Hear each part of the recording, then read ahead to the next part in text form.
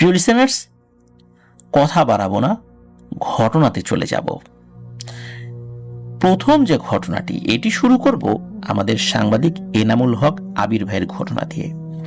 ওনার ঘটনা যারা পছন্দ করেন, আমার ধারণা প্রায় অধিকাংশ লিসেনাররাই ওনার ঘটনা পছন্দ করেন, এবং পছন্দ করার পেছনে একটা মৌলিক কারণ হচ্ছে, আমরা অনেক সময় অনেক ঘটনায় কিছু কিছু তথ্য বলি, যেমন বলি ঢাকা বিভাগের কোনো একটা জেলা বা নারায়ণগঞ্জের কোনো একটা জায়গা, এইভাবে বলি।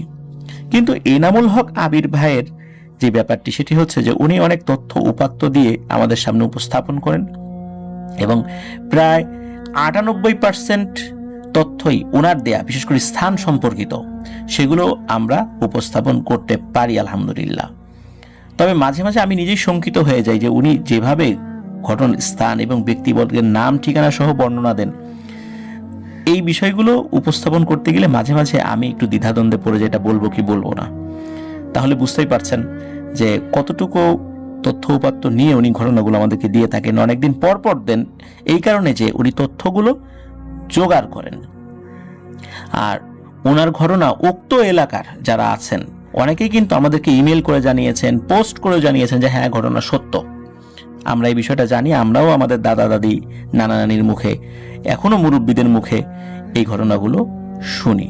তবে ঘটনাগুলো যে এত ডিটেলসে আছে এটা জানতাম না। এইভাবে অনেকে পোস্ট করেন, মানে তারাও, ওই এলাকার লোক আরো ডিটেলসে এই বিষয়টা জানতে পারছেন।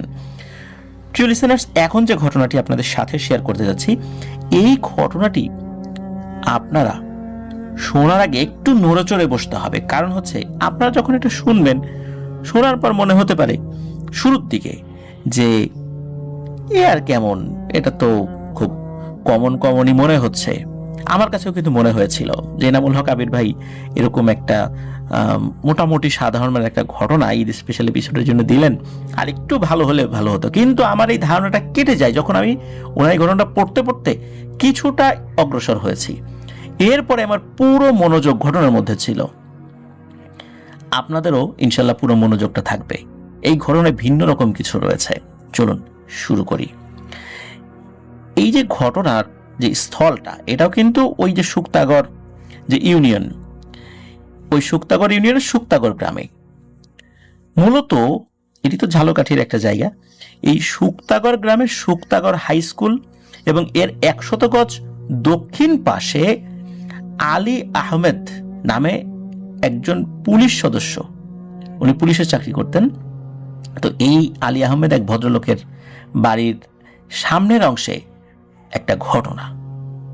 মূলত এই ঘটনাটি, এই যে আমাদের এনামুল হক আবির ভাই, ওনার বাল্যবন্ধু, তার নাম হচ্ছে মিজানুর রহমান সর্দার, উনি বর্তমানে একটি কলেজের লেকচারার। ওনার চাচা আবু হানিফা সর্দারের পরিবারের সাথেও কিন্তু ঘটেছিল এক বিভীষিকাময় রোমহর্ষক ঘটনা।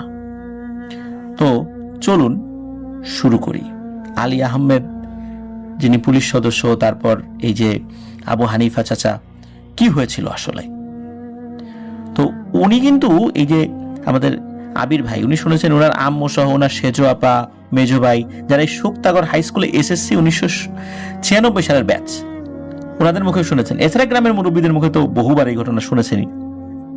তো এই যে আলী আহমেদ, উনি পুলিশের একজন সাবেক সাব ইন্সপেক্টর ছিলেন। পৈতৃক সূত্রে পাওয়া উক্ত জমিতে তিনি বাড়ি করেন 80 দশকের শেষ দিকে, মানে 89-90 এরকম একটা সময়ের দিকে আর কি। তো ওই বাড়ির যেই বর্তমান অবস্থান, এটা কিন্তু এনামুল হক আবির ভাই নিজেও দেখেছেন। তো ওনার বাড়ির পেছনে পশ্চিম পাশে একটি বড় খাল রয়েছে, আর বাড়ির সামনে রয়েছে একটি রাস্তা, যেটি আগে কাঁচা ছিল। 2009 সালের দিকে রাস্তাটি পাকা হয়েছে। তো উক্ত খাল থেকে ছোট্ট একটি বের উঠে বাড়ির দক্ষিণ পাশ দিয়ে সোজা রাস্তার উপর দিয়ে পূর্ব পাশে কোলায় গিয়ে মিলিত হয়েছে। আর ওই বের দিয়ে কোলার রাস্তার পূর্ব পাশের বের পুকুরের পানি ওই খালে নামা আসা করতো, মানে একটা খালের মতো আর কি।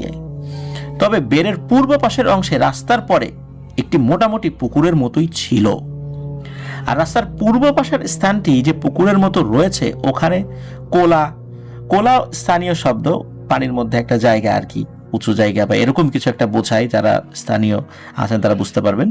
এরকম কোলা বা অন্য সব বের পুকুরের পানি এসে ওখানে নামতো, আর ওই পুকুরের মতো অংশটি আবার বের হয়ে সোজা পানির যে খালটা ওই খালে নেমে যেত। তো যাই হোক, আলী আহমেদ পুলিশ যিনি, ওই পুলিশের বাড়ির সামনে যে রাস্তাটি রয়েছে, উক্ত রাস্তাটি মোল্লারহাট স্ট্যান্ড হয়ে আলী আহমেদ কাকার বাড়ির সামনে দিয়ে শুক্তাগড় হাই স্কুল রয়েছে, যে স্কুলে আবির ভাই নিজেও লেখাপড়া করেছেন 2 বছর। তো এর সামনে দিয়ে কামারবাড়ি জগাইরহাট সড়কে গিয়ে রাস্তাটি মিলিত হয়েছে। তো লিসেনারদের হয়তো ভাই বর্ণনা বুঝতে একটু অসুবিধা হবে, কারণ স্থানীয় তো ওনারা অধিকাংশই না, কিন্তু ঘটনার বর্ণনাটা দেওয়াটা জরুরি ঘটনার প্রেক্ষাপটে, আর লোকাল লোকজন তো অবশ্যই বুঝতে পারছেন। আর রাস্তার পশ্চিম পাশে শুক্তাগড় গ্রাম শেষ হয়েছে, পূর্ব পাশ থেকেই এই যে এনামুল হক আবির ভাইদের নারকেল বাড়িয়া গ্রাম শুরু হয়েছে। তো এই যে আলী আহমেদ পুলিশ, ওনার ওই জমিতে বাড়ি নির্মাণ করার পরেই ঘটতে থাকে তার সাথে ভয়ঙ্কর কিছু ঘটনা।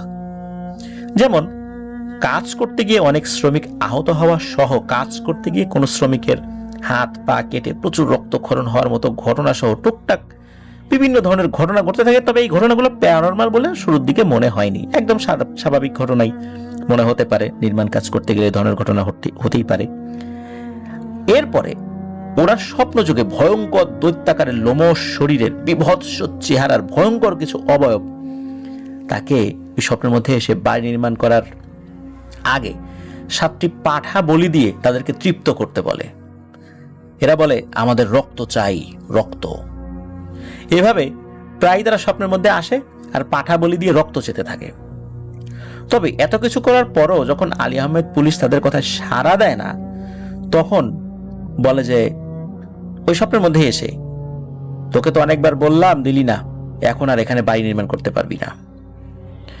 এইভাবে স্বপ্নের মধ্যে তাকে এসে ভয় দেখায় আর বাড়ি নির্মাণ করতে সরাসরি নিষেধ করে দেয়। শুধু নিষেধ না, বলে যে এই বাড়ির নির্মাণ কাজ বন্ধ করে এই জায়গায় রেখে উনি যেন অন্য জায়গায় চলে যান, না হলে বড় ধরনের ক্ষতি তাদের হবে। এরকম চলতে থাকে বেশ কিছু মাস।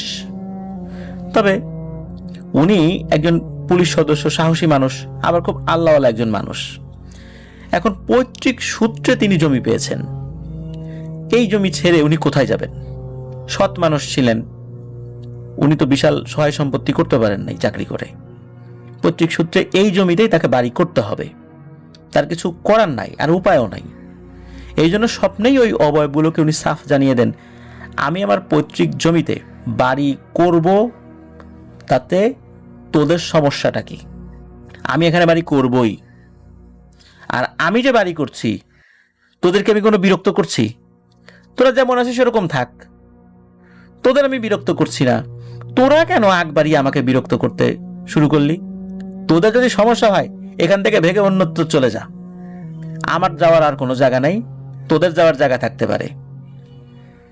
তো এই সমস্ত কথাই যখন উনি স্বপ্নে ওই দৈত্যাকার চেহারার অবয়বগুলোকে বলেন, তখন ওরা নাকি উত্তর দেয় যে আমরা যেখানে থাকি সেখানে কোনো মানুষ বসবাস করতে পারে না, এমনকি কোনো প্রাণীও বংশ বিস্তার করতে পারে না। তোকে বারবার সতর্ক করার পরেও তুই যখন জমি ছাড়বি না, আচ্ছা ঠিক আছে, তুই যতদিন বাঁচবি তুই তো শাস্তি ভোগ করবি।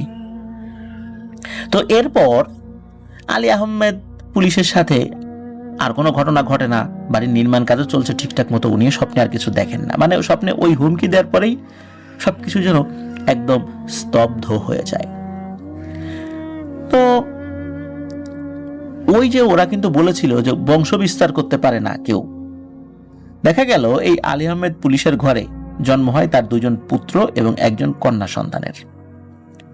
তবে সবচেয়ে অদ্ভুত ব্যাপার হলো, জন্মগতভাবেই তার 3 সন্তানের কেউই কিন্তু স্বাভাবিক ছিল না।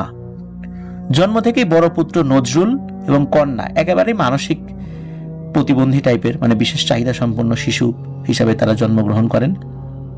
আর এই 2 জনের মাথা স্বাভাবিক বাচ্চাদের যে মাথা হওয়ার কথা বয়স অনুযায়ী, শরীর অনুযায়ী, এর থেকে অনেক ছোট ছিল। আর এরা ছিল একেবারে বদ্ধ উন্মাদ। আর যে মেজ পুত্র, সে স্বাভাবিক চেহারার হলেও সে ছিল বাক প্রতিবন্ধী, আর তার বয়স যখন 15 বছর হয় তখন সে মারা গিয়েছে। তো এটা হলো এই যে আলী আহমেদ পুলিশ কাকার সাথে ঘটনার বর্ণনা। বর্তমানে তার বড় পুত্র নজরুল এবং কন্যা জীবিত রয়েছে, আর তার যে মেজো ছেলে মারা গিয়েছে আমরা তো বললামই, এখনো তাদের ওই অবস্থায় আর কি। এবার আসেন আমরা চলে যাব এই যে মিজানুর রহমান, যিনি এই ঘটনাটি পুরোপুরিভাবে আরো ভালো করে বলেছিলেন এনামুল হক আবির ভাইকে, তার চাচার সাথে ঘটনাটা কিভাবে ঘটেছিল। 1995 সালের শুরুর দিকে এনামুল হক আবির ভাইয়ের বন্ধু মিজানুরের চাচা আবু হানিফা, যিনি সম্পর্কে আবির ভাইদেরও আসলে আত্মীয় হতেন, তো তিনি এই আবির ভাইয়ের আম্মাকে ফুপু বলে ডাকতেন। আর আঞ্চলিক ভাষায় বয়সে অনেক বড় ভাই সম্পর্কিত ব্যক্তিদেরকে ওখানে ভাইডি বলে ডাকেন, মানে ভাইডি। তো আলী আহমেদ পুলিশের বাড়ির উত্তর পাশের জমিটি এই আবু হানিফা ভাইডি উনি ক্রয় করেন।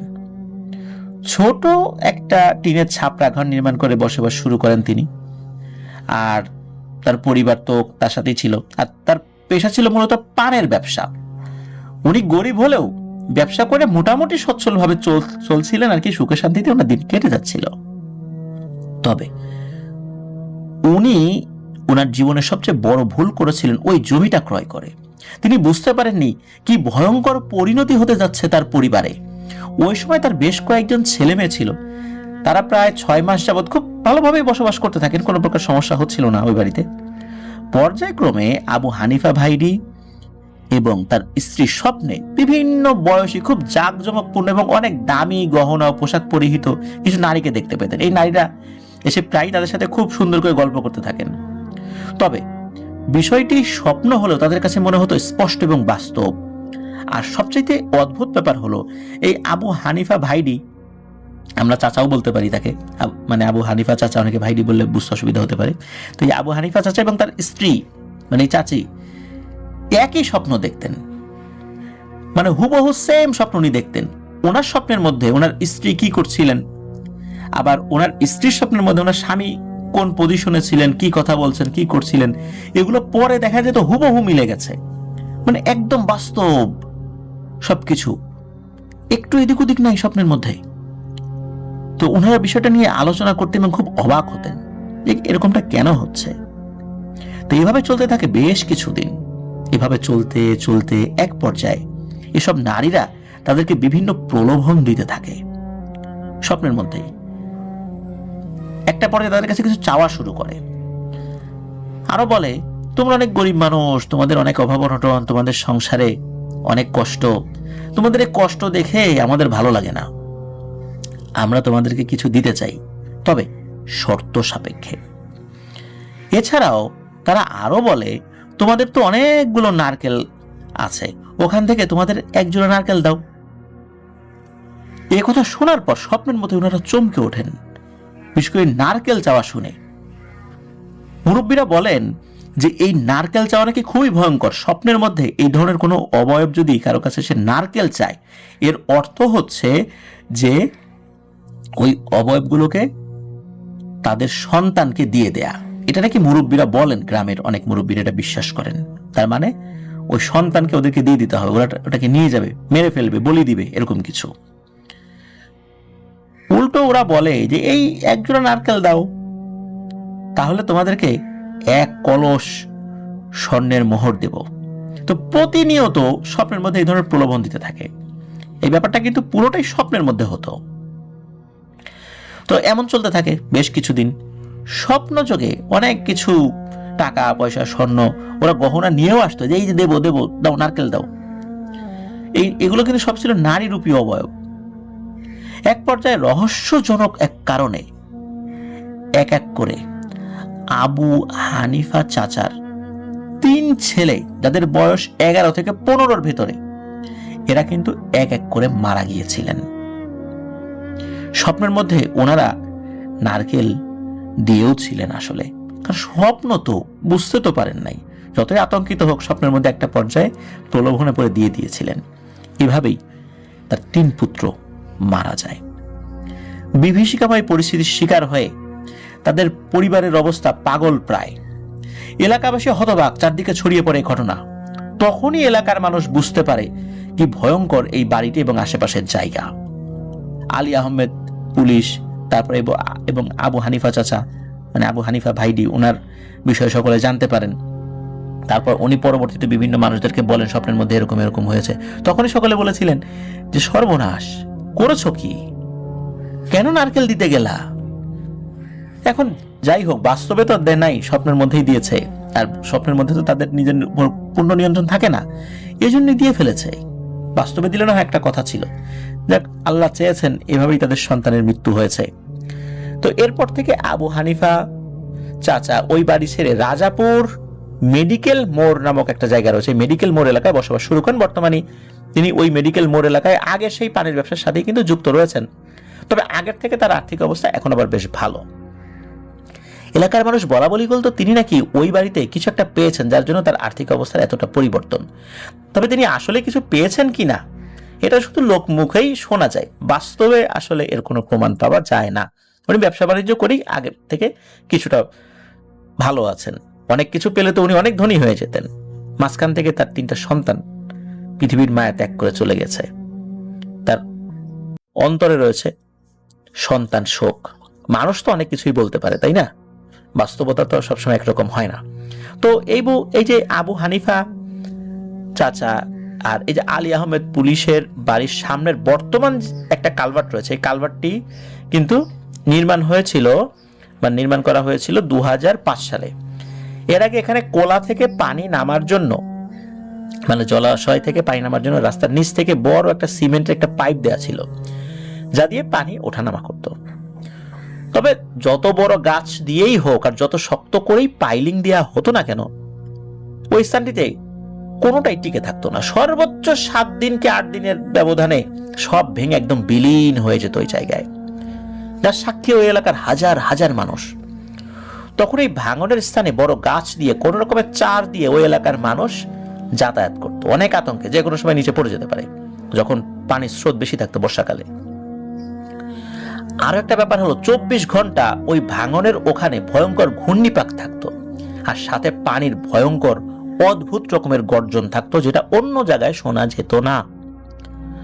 1998 কি 99 সালের দিকে ঠিক ওই জায়গা থেকে 200 গজ দক্ষিণ পাশে খালের ওপারে পশ্চিম পাশে এই এনামুল হক আবির ভাইদের একটা সাইট রয়েছে আর কি, একটা ভাটার মতো রয়েছে। ভাটার নাম হচ্ছে BSN। ওই ইটের উপরে খোদাই করে লেখা থাকতো B for Bangladesh, S for Singapore, N for Narayanganj, মানে আমি বোঝার সুবিধার্থে বলছি BSN নামক একটা ক্লিন ভাটা। তো ওই সময় কিন্তু এনামুল হক আবির ভাই বেশ ছোট, 98-99 সালের কথা। ওই সময় ওনার বড় ভাইদের সাথে ওনাদের ইটাখোলা দেখতে যেতেন। এটা কিন্তু ওনাদের ইটাখোলা ছিল আর কি মূলত। তো ওই জায়গা থেকে দেখতে যেতেন। তখন ওই জায়গার ভয়ঙ্কর অবস্থা এনামুল হক আবির ভাই কিন্তু নিজের চোখে দেখেছেন, যার কথা মনে পড়ল এখনো উনি আতঙ্কিত হয়ে পড়েন। তো ওই সময়টায় ভাঙনের ওই জায়গাটিতে বড় বড় গাছ দিয়ে কিংবা যত শক্ত করে পাইলিং দিত না কেন, সব ভেঙে বিলীন হয়ে যেত ওই স্থানটিতে। আর ওই জায়গায় এমন একটা বিশাল পাক সৃষ্টি হতো, এত বেশি স্রোত থাকতো, যা দেখলে মনে হতো বড় কোনো নদীর মোহনায় যেমন পাক সৃষ্টি হয় ঠিক তেমন। আসলে ওরকম পাক ওখানে সৃষ্টি হওয়ার কথা না, আর সাথে ভয়ঙ্কর গর্জনের সাথে পানি নামতো। এটা হাজার হাজার মানুষ সাক্ষী রয়েছেন। কিন্তু কথা হলো প্রিয় লিসেনার্স, এখন পর্যন্ত ঘটনা যতটুকু বললাম, এতটুকু শুনে কি মূল বিষয় আমরা আসতে পেরেছি? না, পারি নাই। চলুন এখন কিন্তু আসলে মূল ঘটনার ভিতরে ঢুকছি কেবল। এই যে আবু হানিফা ভাইডি তার পরিবার নিয়ে ওই এলাকা ছেড়ে আসার পর কিন্তু আর কোনো সমস্যার কথা শোনা যায়নি, যে তাদের সাথে কোনো ঘটনা ঘটেছে। এখন পর্যন্ত ওই পরিবারের সাথে কিছু ঘটেনি। সবশেষ এই এনামুল হক আবির ভাইয়ের সম্পর্কে ফুফাতো ভাই, তার নাম হচ্ছে বেলায়েত। এই বেলায়েত ভাই, যার বর্তমান বয়স প্রায় 50 বছর, ওই স্থানটি সম্পর্কে যে ঘটনাটি বর্ণনা করেছেন, এখন সেই বিষয়টি আমাদের আজকের ঘটনার মূল বিষয়। কেন ওখানে এরকমটা হচ্ছিল, আর এটা শোনার পর আপনারাও আতঙ্কিত হয়ে পড়বেন প্রিয় লিসেনার্স। চলুন শুনি। তো এখন যে মক্তবের মৌলবী ও ইমাম সাহেবের কথা আমরা বলতে যাচ্ছি, তো সেই ইমাম সাহেবের নাম ছিল আব্দুর রহমান। এই আব্দুর রহমান সাহেবের মক্তবের ছাত্র ছিলেন এই যে বেলায়েত ভাইয়ের দাদা। আমরা যে মাত্র যে বেলায়েত ভাইয়ের কথা বললাম, আর বেলায়েত ভাইয়ের দাদা, তার নাম হচ্ছে আব্দুল হামিদ শিকদার। আব্দুল হামিদ শিকদারকে দাদু বলে সম্বোধন করবো, তবে হামিদ দাদু বলবো আর কি, ঘটনা বোঝার সুবিধার্থে। তো উনি তো এই যে আব্দুর রহমান হুজুরের মক্তবের ছাত্র, এই হামিদ দাদু। তো যে ঘটনা তিনি ইমাম সাহেব হুজুরের হুজুরের আর কি নিজের মুখে শুনেছিলেন এই হামিদ দাদু, এরপর তিনি বেলায়েত ভাইয়ের বাবা চাচাদের সাথে একাধিকবার শেয়ার করেছেন উক্ত ঘটনা এবং বহু মানুষকে উনি এই ঘটনাটা বলেছেন। 1985 সালের দিকে বার্ধক্যজনিত কারণে স্বাভাবিকভাবেই কিন্তু মৃত্যুবরণ করেছিলেন। তো জানা যায় এই আবু হানিফা চাচা ও আলী আহমেদ পুলিশের বাড়ির পেছনে যে খালটি রয়েছে, ওই খালটি নাকি প্রায় 120 কি 130 বছর আগে আরো অনেক বড় ছিল, মানে এখনকার চেয়েও প্রায় আরো দ্বিগুণ বা তিনগুণ বড়। তবে যেটাকে বড় খাল বলা হতো তখনকার সময়, ওটাতে নাকি অনেক ইলিশ মাছও পাওয়া যেত। এই কারণে এলাকার অনেক গরিব দুস্থ পরিবার ওই খাল সহ বিস্তীর্ণ কিছু এলাকায় মাছ ধরে জীবিকা নির্বাহ করত। তবে ঘটনাস্থলে বর্তমানে যে কালভার্ট রয়েছে ওই জায়গায় ওরকম ছিল কিনা বা তখন কেমন ছিল এটা আসলে নির্দিষ্ট করে বলা মুশকিল, অনেক পুরনো ব্যাপার। তো পরিবর্তন তো হয় আর কি, মাটি সরে আসে, ভেঙে যায়, এরকম পরিবর্তন হয়। তো তখন নাকি ওই জায়গাতে শোনা যায় একটা চরের মতো ছিল, আর ওই চর সোজা খালের ভেতর নাকি প্রায় দেখা যেত দুপুর কিংবা সন্ধ্যা নাগাদ বা রাতের কোনো একটা নির্দিষ্ট সময় ওই জায়গাটাতে ভয়ঙ্কর ঘূর্ণিপাক শুরু হতো, মানে নির্দিষ্ট কিছু সময়, যার মাঝে পড়ে নাকি নৌকা ডুবে জেলে সহ অনেকেরই সর্বস্ব হারিয়ে যেত। ওই ঘূর্ণিপাকের ভেতরে পড়ে অনেকেই আবার চিরতরে অদৃশ্য হয়ে হারিয়ে যেত।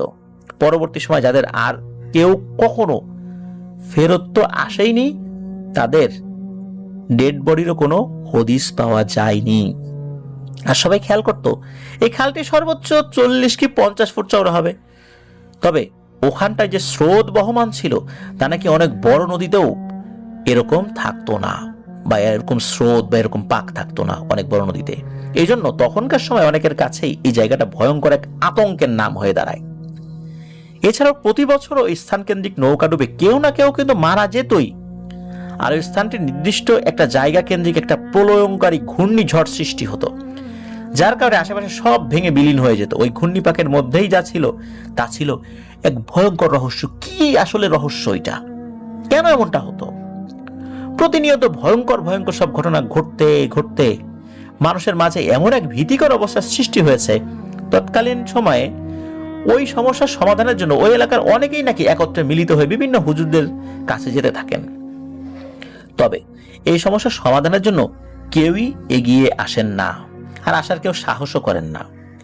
আর যদিও কেউ সমস্যার সমাধানের আগ্রহ প্রকাশ করত, পরের দিনই সে নিজেই এসে অনুনয় বিনয় করে সকলের কাছে ক্ষমা চেয়ে বলতেন এটা আমার পক্ষে সম্ভব নয়, এই বলে এক ভয়ার্ত আতঙ্ক নিয়ে, তার মানে তাদের চেহারায় ভয়ের আতঙ্কের এমন ভয়ানক ছাপ নিয়ে চলে যেতেন সেই সব হুজুর। এইসব হুজুররাও কিন্তু বড় বড় কামেল হুজুর পীর সাহেব বলে পরিচিত ছিলেন, কিন্তু ওনারাও এখানে আত্মসমর্পণ করে চলে যেতেন। কিন্তু এই রহস্য কেউ ফাঁস করতেন না, আসলে রহস্যটা কি। প্রতিনিয়ত এত সব মানে সমস্যা ঘটলেও কোনো প্রকার সমাধান না হয় ভয় এবং আতঙ্ক ভরা মনে অনেক এলাকাবাসী স্থানান্তরিত হয়ে অন্যত্র গিয়ে বসতি স্থাপন শুরু করে। এভাবে চলতে থাকে বেশ কিছু বছর। তখন ওই এলাকার মানুষ খোঁজ পান আব্দুর রহমান মৌলভী নামে একজন ব্যক্তির, যার বাড়ি ছিল বৃহত্তর নোয়াখালী অঞ্চলে। উনি খুবই একজন বুজুর্গ মানুষ ছিলেন। এই যে আব্দুর রহমান যিনি, ওনার কথাই বলছি, যিনি 1985 সালের দিকে স্বাভাবিকভাবে বার্ধক্যজনিত কারণে মারা গিয়েছেন এই ব্যক্তি। ওই সময় তো তার অনেক বয়স মানে ছিল আর কি, 1985 সালে আর কি। তো যাই হোক, ওই সময়ে ওনাদের অঞ্চলে মানে এনামুল হক আবির ভাইয়ের অঞ্চলে তেমন একটা ইসলামী জ্ঞান সম্পন্ন শিক্ষিত মানুষ না থাকার কারণে নোয়াখালী অঞ্চলের বেশ কিছু মানে আল্লাহওয়ালা লোকরা বছরের প্রায় 11 মাসের জন্য ওনাদের এই অঞ্চলে ধর্মীয় যে ব্যাপারগুলো জ্ঞানগুলো শিক্ষা দেওয়ার জন্য আসতেন। তিনি এই শুক্তাগড় মানে আব্দুর রহমান হুজুর, উনি শুক্তাগড় অঞ্চলে প্রায় 25 বছর যাবৎ বসবাস করেছেন। ওই সময় শুক্তাগড় ইউনিয়ন পরিষদের সবচাইতে ধনী যিনি ছিলেন তার নাম ছিল ছদন হাওলাদার। এই ছদন হাওলাদার কিন্তু এনামুল হক আবির ভাই সম্পর্কে বড় বাবা, মানে ওনার দাদার বাবা ছিলেন আর কি। তো যাই হোক, তার বাড়িতেই মক্তবে এলাকার বিভিন্ন বয়সী মানুষকে কোরআন সহ বিভিন্ন বিষয় পাঠদান করাতেন এবং উনি স্থানীয় পাঞ্জেগারা মসজিদের ইমামও ছিলেন, এই যে আব্দুর রহমান হুজুর। তখন সকলে সেই ইমাম আব্দুর রহমান সাহেবের কাছে যান এবং সকল ঘটনা খুলে বলেন। তো এলাকাবাসী এ পর্যন্ত তার সাথে যা যা ঘটে সবকিছু খুলে বলেন। এটা কিন্তু উনি যখন এসেছেন আর কি ওই সময়, মানে শুরুর দিকের ঘটনা আর কি, যখন আব্দুর রহমান হুজুর ওখানে আসা যাওয়া শুরু করেছেন তখন তখন হুজুর বলেন যে ঠিক আছে, আমি আগে খোঁজ খবর নিয়ে দেখি কি করা যায়। আমি একবারও তো বলতে পারছি না আসলে বিষয়টা কি, আমি 2-3 দিন পরে জানানোর চেষ্টা করি তথ্য উপাত্ত নিয়ে। তো এরপর লোকজন অপেক্ষা করতে থাকে যে হুজুর কি বলেন। ঠিক এর 2 দিন পর সকলে হুজুরের কাছে আসেন এবং এই সমস্যার সমাধানের বিষয়ে জানতে চান যে কিছু করা সম্ভব হবে কিনা আর তিনি কিছু করতে পারবেন কিনা। যখন হুজুর তাদের সামনে বের হয়ে আসেন তখন সকলেই দেখতে পান হুজুরের মুখ মলিন, হুজুর খুব চিন্তিত। তখন হুজুর সকলকে ভয়ঙ্কর এক তথ্য দেন যা ইতোপূর্বে কেউ জানতোই না, কেউ বলে নাই। হুজুর বলেন যে আমি আমার অনুগত জিনদের মাধ্যমে জানতে পেরেছি এখানে যারা আছে তারা খুবই শক্তিশালী খবিশ সম্প্রদায়ের ভয়ঙ্কর জিন পরিবার, যারা সরাসরি ইবলিশ শয়তানের বংশধর। তাদের মোকাবেলা করা কোনো মানুষ তো দূরের কথা, অনেক শক্তিশালী জিনদের পক্ষেও সম্ভব নয়। আর এদের মুখোমুখি হওয়ার দুঃসাহস পর্যন্ত কোনো মানুষ কিংবা জিন কেউই দেখায় না। সব শ্রেণীর জিনেরাও এদেরকে এড়িয়ে চলে, কারণ এরা এতটাই হিংস্র এবং শক্তিশালী যে মানুষ তো দূরের কথা, এরা জিনদেরকেও নাকি ধরে ধরে হত্যা করে খেয়ে ফেলে। মানুষ তো অনেক পরের কথা, তাদের কাছে মানুষ এবং জিনের নাকি কোনো বাজ বিচারই নেই। ওরা মন যা চায় তাই করে। এরা চাইলে অনেক ভয়ানক তাণ্ডব লীলা চালিয়ে পুরো এলাকাও ধ্বংস করে দিতে পারে। তবে সাধারণত তাদের বসবাসকৃত এলাকার বাইরে গিয়ে ওরা কোনো তাণ্ডব লীলা চালায় না। হ্যাঁ, কোনো মানুষ যদি ওদেরকে বিরক্ত করে তাহলে ওরা উঠে আসে, তাছাড়া ওরা ওদের নির্দিষ্ট জায়গার বাইরে যায় না, ওর মধ্যেই থাকে। ওর মধ্যে যদি কেউ যায় তাহলে ক্ষতি করে। এখন ওর নির্দিষ্ট এলাকা যে কতটুকু এটা বলাটা মুশকিল। তো অন্য লোকেরা চিন্তা করেছে এদেরকে হয়তো হাজির করে কোনোভাবে রুকিয়া করে তাড়িয়ে দেওয়া যায় কিনা। তখন এই কথা যখন কয়েকজন বলেন তখন হুজুর বলেন যে এদেরকে হাজির করা কিংবা এদের বিরুদ্ধে রুকিয়া করে তাড়িয়ে দেওয়া, বন্দি করা কোনো ওঝা কবিরাজ এদের পক্ষে আসলে খুবই কঠিন কাজ, কারণ এটা নিশ্চিত মৃত্যু জেনে এই কাজে হাত দিতে হবে। মানে নিশ্চিত মৃত্যু, কাজ না হওয়ার সম্ভাবনাই 90%, 10% হইলেও হইতে পারে। আর কোনো জিনেরাও তো এখানে আসেই না ওদের বিরুদ্ধে মোকাবেলা করার জন্য। এই জন্যই কেউ এই বিষয়ে কথা বলতে চায় না, কথা বললে যদি আরো সমস্যা হয়, এই জন্য এই বিষয়টা সকলে এড়িয়ে যায়। কারণ প্রত্যেকেরই নিজের জানের মায়া রয়েছে, পরিবারের প্রতি দরদ রয়েছে। আর কাজ করতে গিয়ে যদি কোনো কারণে আরো বিপদ ডেকে নিয়ে আসা হয় তখন দেখা যাবে যে হুজুর যিনি কাজটা করবেন উনি তো শেষ হবেনি, পুরো এলাকায় এক ভয়ানক তাণ্ডব লীলা শুরু হয়ে যাবে। দেখা যাচ্ছে এখন 2-4 জন মারা যাচ্ছে, তখন শয়ে শয়ে মানুষ একসাথে মারা যাবে। এই জন্যই মূলত অনেক আল্লাহওয়ালা লোকজনও বিষয়টার ভয়াবহতাটা বুঝতে পেরে কোনো কিছু না বলে চলে গিয়েছেন। এইভাবেই আর কি ওই আব্দুর রহমান হুজুর সকলকে এই বিষয়টা বলেন, কিন্তু সকলে হতাশ হয়ে যান, বলেন যে হুজুর কোনোই কি সমাধান নাই? আল্লাহ তো প্রত্যেকটা জিনিসের একটা সমাধান রেখেছেন, তো এটা সমাধান তো দরকার। তখন আব্দুর রহমান হুজুর বলেন যে হ্যাঁ, একটা উপায় হতে পারে, সেটা হচ্ছে এই পৃথিবীতে আল্লাহর কিছু খাঁটি বান্দা রয়েছেন, খুবই ইমানদার ব্যক্তি, বড় বড় আল্লাহওয়ালা, আধ্যাত্মিকতার খুবই উচ্চ শিখরে ওনারা অবস্থান করেন। ওনারা আসলে মানুষের ভেতরে থাকতে পছন্দ করেন না, বন জঙ্গল বা নির্জন পরিবেশে ঘুরে বেড়ান, কখনো কখনো পাগলের বেশেও ঘুরে বেড়ান। তো এনারা খুবই বুজুর্গ দরবেশ। তো ওনাদের সাথে যদি কখনো সাক্ষাৎ করা সম্ভব হয়, এই আধ্যাত্মিক ক্ষমতা সম্পন্ন ব্যক্তিবর্গই আল্লাহর ইচ্ছায় এই সমস্যার সমাধান চেষ্টা করলেও করতে পারেন। তো এভাবে এই সমস্যার সমাধান হতে পারে, কিন্তু তাদের সাথে সাক্ষাৎ করা তো খুবই দুরূহ ব্যাপার। এখন কথা হলো, এই কথা বলার পর হুজুর বলেন যে আপনাদের আশাহত হওয়ার কারণ নাই। আমি এমন একজন বুজুর্গ পাগল দরবেশের খবর জানি যিনি মাঝে মাঝে আপনাদের এলাকায় আসেন, তবে ঠিক এই জায়গায় আসেন না, অন্য দিক দিয়ে চলে যান। উনি এক এক সময় এক এক জায়গায় থাকেন, তবে আপনারা সাধারণ মানুষরা তাকে দেখে চিনতে পারেন না। অন্য যারা আল্লাহওয়ালা মানুষ রয়েছে, খুব বড় বড় আলেম আছে, তারা ওনাদেরকে দেখে চিনতে পারেন, ওনাদের কাছে দোয়া নিতে যান। স্বাভাবিক মানুষরা পাগল মানুষ মনে করে আর কি, খাবার টাবার দিলে দেয়, তবে ওনারা ওই মানুষকে ক্ষতি করা পাগল না, এটা যাচ্ছে পাগল পাগলের মতো ওই রকম আর কি। শুধু ইসলামিক জ্ঞান সম্পন্ন বা আধ্যাত্মিক ক্ষমতা রয়েছে, ভিন্ন ধর্মীয় যারা সাধক ওনারাও তাদেরকে চিনতে পারেন। এখন কথা হলো যে এনাকে এখন কোথায় পাওয়া যাবে? তখন ওই হুজুর বলেন যে আসলে আল্লাহ তাআলা ওনাদেরকে এমন কিছু জ্ঞান শিক্ষা দিয়েছেন, এমন কিছু আমল শিক্ষা দিয়েছেন, এই আমলের কারণে ওনারা খুব দ্রুত এক জায়গা থেকে আরেক জায়গায় চলে যেতে পারেন। তো এখন কথা হলো যে এনাকে খুঁজে বের করতে হবে, যে আমি যাকে চিনি আর কি, উনি কোথায় আছেন। আপনারা ধৈর্য ধরেন, আমি চেষ্টা করছি। তখন ওই লোকজন বলে যে আমরা অপেক্ষা করব হুজুর, আপনি দ্রুত করেন।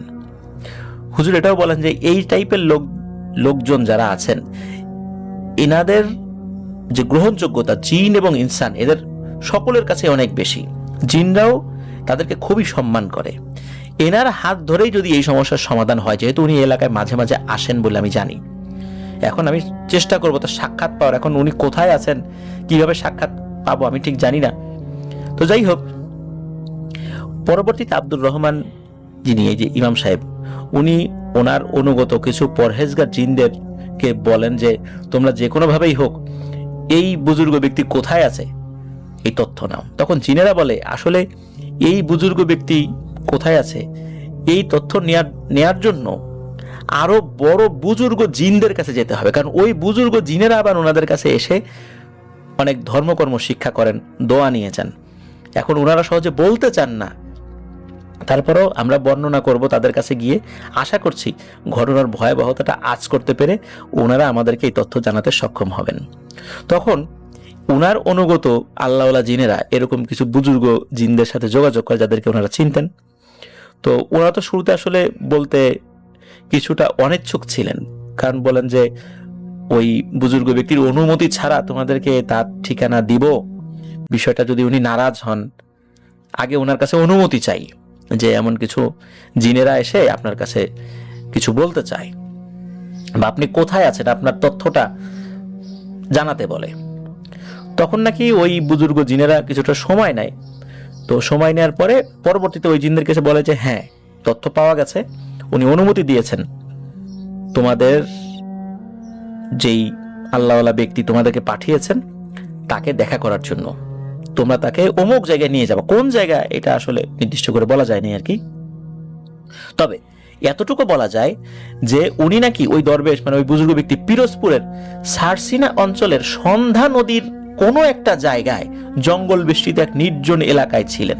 স্পেসিফিক ভাবে জানা যায় না যে কোথায়, তবে এতটুকু স্পেসিফিকেশন আমরা পেয়েছি। তো এবং উনি একটা বট গাছের নিচে ইবাদতে মশগুল রয়েছেন। তখন এই আব্দুর রহমান হুজুর তার অনুগত জিনদের সাহায্য নিয়ে, জিনেরাই তাকে ওইখানে নিয়ে গিয়েছিলেন, কারণ অনেক দূরে ছিল তো ওই জায়গাটা। তখনকার সময় তো এরকম যোগাযোগ ব্যবস্থা তো ভালো ছিল না। ওই সময় দরবেশের সাক্ষাতের উদ্দেশ্যে ওনারা রওনা হয়ে যান। এক পর্যায়ে ওই দরবেশের সম্মুখে উপস্থিত হতে সক্ষম হন আব্দুর রহমান হুজুর এবং ওনার সাথে থাকা জিন এবং অন্য বুজুর্গ জিনেরা, ওনারাও এসেছিলেন তার দোয়া নেওয়ার জন্য। তো আব্দুর রহমান হুজুর এসে উনি সালাম দেন এবং তার সাথে কথা বলার অনুমতি চান। তখন সেই পাগল বেশি দরবেশ সালামের উত্তর দিয়ে জানতে চান, আব্দুর রহমান, তুমি এত কষ্ট করে আমার মতো একজন নগণ্য মানুষের সাথে দেখা করতে আসছো, তো এত কষ্ট করে যে তুমি আসলা, আমার দ্বারা কি আল্লাহ ওই কঠিন কাজটা করাবেন? আল্লাহকে আমাকে কবুল করবেন মানুষের সাহায্য করার জন্য, এই অসহায় মানুষগুলোর জীবন বাঁচানোর জন্য আল্লাহকে আমাকে কবুল করবেন? কবুল করলে তো আমি মহা খুশি। তো বলো তো তুমি বিস্তারিতভাবে, আরো বিস্তারিতভাবে বলো। তো এই বুজুর্গ দরবেশের কথা শুনে উনি তো অবাক হন যে বুজুর্গ দরবেশ আল্লাহর ইচ্ছায় উনি এই বিষয় সম্পর্কে অবগত হয়েছিলেন, যার কারণে শুরুতেই বিষয়গুলো উনি বলেছিলেন। তারপরও আব্দুর রহমান হুজুর বিস্তারিতভাবে ওই বুজুর্গ দরবেশের কাছে সম্পূর্ণ ঘটনা বলেন যে এই ব্যাপার, তখন ওই বুজুর্গ দরবেশ আব্দুর রহমান হুজুরকে বলেন যে চলো আমরা ওখানে যাব। এখন ওই আব্দুর রহমান হুজুরকে ওই দরবেশ বলেন যে একটা ছোট নৌকা দেখা যায়, নৌকায় ওঠো আর তুমি চোখ বন্ধ করে থাকো, আর অন্য জিনদেরকে উনি ওখান থেকে বিদায় দিয়ে দেন। তো আব্দুর রহমান হুজুর উনি উঠেছেন এবং উনি চোখ বন্ধ করতে বলার পর চোখ বন্ধ করেছেন। অল্প কয়েক সেকেন্ডের মধ্যে ওই দরবেশ বলেছেন এবার চোখ খোলো। যখনই আব্দুর রহমান হুজুর মানে ইমাম সাহেব চোখ খুলেছেন, তখন দেখেন যে উনি ওই সেই ভয়ঙ্কর মোহনার কাছে নৌকার মধ্যে বসে আছেন এবং তার সাথে দরবেশও আছেন। এরপর ওই ইমাম সাহেবকে সাথে নিয়ে ওই দরবেশ মোহনার একদম মাঝখানে, যেখানে ভয়ঙ্কর পাক সৃষ্টি হয়, ওইখানে চলে আসেন। ওই সময় কিন্তু বেশ শান্ত ছিল। তো নৌকায় বসে ওই যে দরবেশ, ওনার কাছে একটা পাত্র ছিল, ওই পাত্রতে নদী থেকে একটু পানি তুলে নেন, তারপর ওনার হাতের শাহাদাত আঙ্গুলি দিয়ে এভাবে ঘোরাতে থাকেন পানির উপরে, মানে আঙ্গুল দিয়ে, আমরা চামচ দিয়ে অনেক সময় শরবত বানি না, চারদিকে ঘোরাই, উনি আঙ্গুল দিয়ে এরকম পানিটা ঘোরাচ্ছেন এবং কি যেন পড়ছেন। কিছুক্ষণ পড়ার পরে ওই পানিতে একটা পাক সৃষ্টি হলো। এরপরে উনি ওই পানিটা নদীতে নিক্ষেপ করলেন। সাথে সাথে ওই নদীতে তুমুল ঘূর্ণিপাক শুরু হয়, ওই মোহনা উত্তাল হয়ে ওঠে, চারপাশের পরিবেশ ভয়ঙ্কর হয়ে ওঠে, ঝড় তুফান শুরু হয়ে যায় চারিদিকে, ভয়ঙ্কর গর্জন শুরু হয়ে যায়, এছাড়াও প্রচন্ড জলোচ্ছ্বাস শুরু হয়ে যায় চারদিকে। তারা ছোট্ট একটা নৌকা নিয়ে বসে আছেন, ওই নৌকায় কিন্তু কিছু হচ্ছে না, কিন্তু চারদিকে এরকমটা হচ্ছে। আর তখনই একটা ভয়ঙ্কর ঘটনা ঘটে। ওই মোহনার ভেতর থেকে একে একে উঠে আসে 7টা ভয়ঙ্কর পিশাচ। এমন ভাবে তারা গর্জন করছিল, মনে হচ্ছিল আসমান জমিন সব কেঁপে উঠছে, সবকিছু ভেঙে চুরমার হয়ে যাচ্ছে। বিশাল বড় বড় পাহাড় পর্বত তাদের এই হুঙ্কারে ভেঙে চুরমার হয়ে যাবে, সাইক্লোন সৃষ্টি হয়ে যাবে। তো ইমাম সাহেব উনি তো ভয় পাচ্ছিলেন যে আল্লাহ এখন কি হয়। তো ইমাম সাহেব হুজুর দেখলেন নির্দিষ্ট একটা জায়গার বাইরে ওই 7টা পিশাচ আসতে পারছে না, শুধু ওইখান থেকেই হুঙ্কার ছেড়ে যাচ্ছে। তো তখন ওই দরবেশ পিশাচগুলোকে জিজ্ঞেস করেন, তোমরা এখানে এমন তাণ্ডব লীলা কেন চালাও? কেন নিরীহ মানুষের ক্ষতি করছো? কেন ওদেরকে হত্যা করছো? তখন ওই ভয়ঙ্কর পিশাচদের মধ্যে থেকে সর্দার যে সে বলতে থাকে যে হে দরবেশ, শুনে রাখো, আমরা এখানে 2000 বছর ধরে বসবাস করছি। 2000 বছরে এখানে অনেক কিছু পরিবর্তন হয়ে গেছে। জঙ্গল থেকে নদী হয়ে গেছে, নদী থেকে চর পড়েছে, সেখানে জঙ্গল হয়েছে, এরকম অনেক পরিবর্তন হয়েছে, কিন্তু আমরা কিন্তু আমাদের আবাসস্থলের কোনো পরিবর্তন করি নাই। আমরা আমাদের এই আবাসস্থল যেটা, এইখানে যদি কেউ আসে বা এই এলাকার মধ্যে কেউ আসে, তখনই আমরা তাদেরকে ধরে হত্যা করি এবং ওদের রক্ত পান করি, হোক সে মানুষ হোক সে জিন, আমরা কাউকে ছাড় দেই না। তখন দরবেশ বেশ রাগান্বিত হয়ে আদেশ করেন, অনেক হয়েছে, তোমাদেরকে শেষ সুযোগ দিচ্ছি, এই এলাকা ছেড়ে অন্যত্র চলে যাও। এটা তোমাদের থাকার জায়গা না, এটা মনুষ্য ভূমি, এটা কোনো বিরান জায়গা না, এটা বসবাসযোগ্য জায়গা। কোনো বসবাসযোগ্য জায়গায় মানুষ বসবাস করলে তখন তোমাদেরকে সেখান থেকে চলে যেতেই হবে, আর একটা প্রাণহানি আমি বরদাস্ত করব না। তো এই ধরনের কথা ওই বুজুর্গ ব্যক্তি বলেন। সবচেয়ে ভয়ঙ্কর বিষয় হলো, যখন ওই বুজুর্গ দরবেশ এমন কথা বললেন, সাথে সাথে ওই হিংস্র দানবাকৃতির পিশাচগুলো প্রবল শক্তি নিয়ে তাদের তাণ্ডব লীলা চালানো শুরু করে, আর সাথে তাদের ভয়াবহতম হিংস্র রূপ ধারণ করে, যা দেখে ইমাম সাহেব হুজুর ভয়ে ওই ডিঙি নৌকার উপরে অজ্ঞান হয়ে গিয়েছিলেন। আর দরবেশ ইমাম সাহেবকে শুরুর দিকে অভয় দিচ্ছিলেন, ভয় পেও না, আল্লাহকে ভয় করো।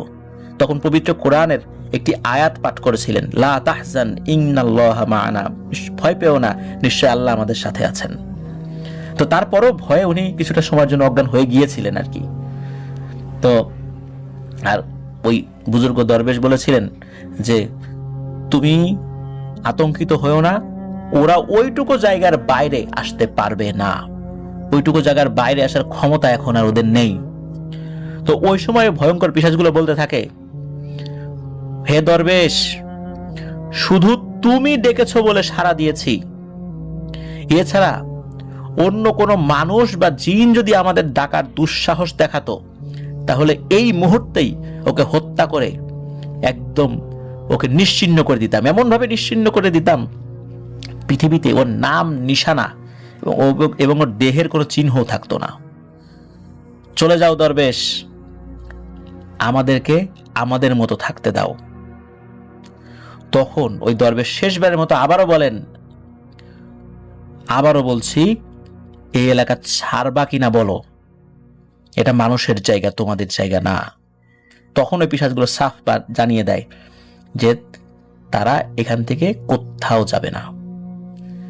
আর যদি আর একবার দরবেশ তাদেরকে জোরাজুরি শুরু করে, তাহলে তাদের অনুগত লক্ষ লক্ষ জিনদেরকে ডাকবে এবং একযোগে আক্রমণ করবে এবং পুরো এলাকায় ভয়ঙ্কর মৃত্যুলীলা শুরু করবে তারা।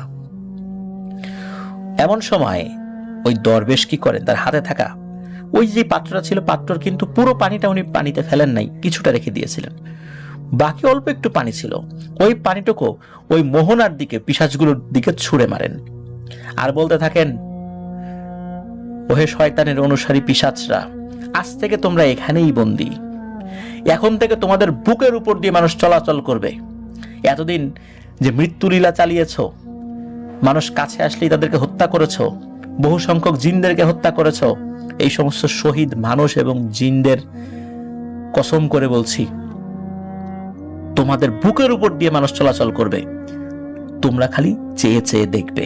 তোমাদেরকে হত্যা করলাম না, তোমাদের বুকের উপর দিয়ে মানুষ চলবে, কষ্ট পাবা, যে কিছুই করতে পারছো না, এটাই তোমাদের শাস্তি। যতদিন জীবিত থাকবা এইখানে এইভাবেই বন্দী থাকবা, এটাই তোমাদের শাস্তি। তোমাদেরকে হত্যা করলাম না, হত্যা করলে একবারে মরে যাবা। জীবিত থেকে প্রতিনিয়ত, প্রতি মিনিটে মিনিটে, প্রতিটা সেকেন্ডে সেকেন্ডে তোমাদের মৃত্যু হবে। অনেক প্রবল ক্ষমতাশালী যখন দেখে যে তার ক্ষমতা শেষ হয়ে গেছে, কেউ দাম দিচ্ছে না, সবাই তাকে অবজ্ঞা করছে, তখন তার প্রতি মুহূর্তেই মৃত্যু হয়। তোমাদেরও সেটাই হবে। আজ থেকে তোমরা এখানেই বন্দী, এটাই তোমাদের চূড়ান্ত শাস্তি। এরপরে চারদিকে ভয়ঙ্কর চিৎকার চেঁচামেচি শুরু হয়ে যায়। তখন ওই পিশাচগুলো বলতে থাকে, ছেড়ে দাও, ছেড়ে দাও, আমাদেরকে ছেড়ে দাও। কিন্তু ওই দরবেশ জানতেন যে এদেরকে ছেড়ে দিলে আরো ভয়ঙ্কর বিপদ হবে, এই জন্য উনি ওখানে ওনাদেরকে বন্দি করে রাখেন। ওই সময় নাকি শেষবারের মতো প্রবল ঘূর্ণিপাক জলোচ্ছ্বাস শুরু হয়ে যায়। আশেপাশের লোকজন বুঝতে পারছিল, মানে ওই এলাকায় ওই সময় তো লোকজন খুব এখনকার মতো ঘন বসতি ছিল না, কিন্তু তখনও মানুষজন ঘরের মধ্যে থেকে আল্লাহ আল্লাহ করছিল, আল্লাহ কি শুরু হয়ে গেল, এখন তো ঝড়ের সময় না, হঠাৎ ঝড় হলো কেন, কেউ ভয়ে বের হতে পারে নাই যে কি হচ্ছে না হচ্ছে, কোথায় কি হচ্ছে, ওনারা বুঝতেও পারছিল না আসলে কি হচ্ছিল। একটা পর্যায়ে আস্তে আস্তে সব কিছু শান্ত হয়ে যায়। তখন ওই বুজুর্গ দরবেশ ইমাম সাহেবকে বলেন যে আজ থেকে ওরা এখানে বন্দী আছে এবং এখন ওদের যে শক্তি আছে, আস্তে আস্তে ওদের এই শক্তিটা লোপ পাবে। ধীরে ধীরে ওরা এতটাই দুর্বল হয়ে যাবে যে ওরা আর কোনো মানুষের ক্ষতি করতে পারবে না। এরপর আব্দুর রহমান হুজুরের কাছ থেকে ওই দরবেশ কিছু কথা বলেন বিদায় নেয়ার আগে আর কি। বলেন যে এই জিনগুলো হলো খবিশ এবং সরাসরি শয়তানের বংশধর এবং ভয়ঙ্কর শক্তিশালী, এবং আরো অদ্ভুত ব্যাপার হলো এরা কিন্তু কোনো ধর্মে বিশ্বাসী নয়, না ইসলাম ধর্ম, না হিন্দু ধর্ম, না বৌদ্ধ, না খ্রিস্টান, কোনো ধর্মে এরা বিশ্বাসী নয়। তাই এই শ্রেণীর জিনকে বশ করতে পারে না, মানে তাদেরকে বশ করে কেউ কাজ করাবে এরা সহজে করতে পারে না। আর এদের অত্যাচারের বিরুদ্ধে নাকি কয়েকশো বছর আগে কিছু বুজুর্গ আলেম, বেশ কিছু ইসলামিক জ্ঞান সম্পন্ন ধার্মিক জিন নাকি এদের বিরুদ্ধে জিহাদ ঘোষণা করেছিলেন। আর এদের হাতে ওই সময় 1000 জিন এবং 40 জন আলেম শাহাদত বরণ করেছিলেন। তো দরবেশ এই কথা বলতে গিয়ে ওনার দু চোখ অশ্রু সজল হয়ে পড়ে এবং উনি বলেন যে আল্লাহর অশেষ রহমতে অসহায় মানুষগুলোর সমস্যার সমাধান একটা হলো। আল্লাহ আমার হাত দিয়ে যে এই কাজটি করিয়েছেন, এটা মানুষ হিসাবে জন্ম নিয়ে মনে হচ্ছে যে এটা আমার সবচেয়ে বড় একটা কাজ হয়েছে, আমার সার্থকতা। আল্লাহ যদি এই ওসিলায় পরকালে আমাকে ক্ষমা করেন। এরপরে হুজুরের কাছ থেকে বিদায় নিয়ে তিনি চলে যান। আব্দুর রহমান হুজুর উনি পরবর্তীতে এই বিষয়টা বিস্তারিতভাবে বলেন। তবে অদ্ভুত ব্যাপার হলো, আব্দুর রহমান হুজুরের ভাষ্য মতে এর পরের দিন থেকে নাকি ওই মোহনায় চর পড়া শুরু করে। আগে তো ভয়ঙ্কর পাক সৃষ্টি হতো, সেখানে চর পড়া শুরু করেছে পরের দিন থেকেই। আর আস্তে আস্তে তো এই জায়গাগুলো ভরে গেছে। এই যে আলী আহমেদ পুলিশ কাকা, সাব ইন্সপেক্টর আলী আহমেদ কাকা, আর যে আবু হানিফা সর্দার, ওনারা যে বাড়িটা করেছিলেন ওই বাড়িটা কিন্তু ওই এলাকার আশেপাশে। আর ওই জায়গাটি স্থানীয়ভাবে পাগলার ভিটা নামেই মানুষ জানে। তবে এটা কেন পাগলার ভিটা, এটা কিন্তু অনেকেই মানে পুরো ব্যাপারটা জানেন না। প্রিয় লিসেনার্স, এখানে কিন্তু একটা প্রশ্ন থেকে যায় যে ওই জিনগুলোর যদি কোনো ক্ষমতা না থাকে, তাদেরকে বন্দী করা হয়েছে, তাহলে কেন ওখানে আরো মানুষের ক্ষতি হচ্ছে? উত্তর হলো, ওই যে দরবেশ উনি ওই জিনগুলোকে একটা নির্দিষ্ট স্থানে বন্দী করেছিলেন যাতে ওরা মানুষের চলাচলকৃত স্থানে আসতে না পারে আর ক্ষতি করতে না পারে।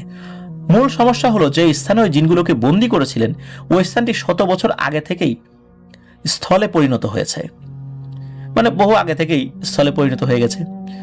যখনই ওই স্থানটিতে কোনো মানুষ বাড়ি নির্মাণ করেছে তখনই ওদের যতটুকু ক্ষমতা রয়েছে ওটা দিয়েই ক্ষতি করার চেষ্টা করে, কারণ মানুষ ওই এলাকার মধ্যে গিয়েছে। ওরা কিন্তু মানুষের এলাকায় এসে ক্ষতি করতে পারে না, কিন্তু মানুষ যখন নিজেরা গিয়ে ওই এলাকায় কোনো বাসাবাড়ি স্থাপন করে তখন ওরা ওই বন্দি থাকা অবস্থায়ও ওদের অতি সীমিত ক্ষমতাতেও দেখেন মানুষকে এত ক্ষতি করেছে। তো এক বুজুর্গ নাকি বলেছিলেন যে কোনো স্থান যদি বন্ধ করা হয় আর সামান্য স্থানও যদি কোনো কারণে ভুলে যদি সেটা এক সুই পরিমাণ, একটা সুইয়ের মাথা যতটুকু জায়গা নেয় এই পরিমাণ জায়গাও নাকি খালি থাকে, তাহলেও নাকি ওই স্থান থেকে জিন জাতি মানুষকে ক্ষতি করতে সক্ষম হয়।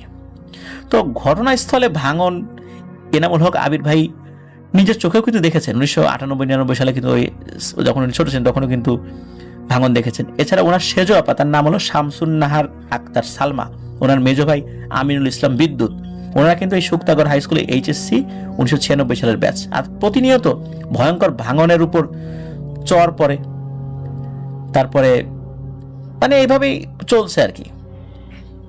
আর আরেকটা জিনিস, ওই যখন ভাঙন হয় আর কি, ওখানে চার দেয়া হয়, মানে উপরে পারাপারের জন্য কিছু দেয়া হয়, ওটা দিয়ে কিন্তু ওই স্কুলে যেতে হতো। এছাড়াও ওই এলাকার বিষয়ে প্রায় বাড়িতেই কিন্তু সবাই মিলে অনেকেই এই বিষয় মানে এই গল্পটা করতো, এখনো হয়তো বা করে। আর এনামুল হক আবির ভাই ঘটনাটি অনেকবার শুনেছিলেন। 2003 সালে আবু হানিফ সর্দার স্ত্রী এনামুল হক আবির ভাইদের বাড়িতে ওনার আম্মুর কাছে এসেছিলেন কোন একটা দরকারে। তখন তার ছেলেদের মারা যাওয়া সহ ওই বাড়িতে তাদের সাথে ঘটে যাওয়া বিভৎস ঘটনা সম্পর্কে বলেছিলেন ওনার আম্মুকে, যেটা এনামুল হক আবির ভাইও নিজ কানে শুনেছিলেন। আর সর্বশেষ যে বর্ণনাকারী ওনার ফুফাতো ভাই বেলায়েত ভাই, তো ওনার কাছ থেকে তো শোনা গিয়েছে।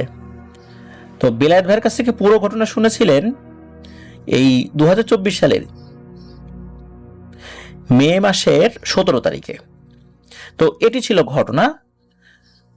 আর আশা করছি এই ঘটনাটি প্রিয় লিসেনার্স আপনাদের কাছে ভালো লেগেছে, ভয়ের শিহরণ জাগিয়েছে। কারণ হচ্ছে ভালো লেগেছে এই কারণে বলছি যে এই ঘটনার শেষটা ভালো।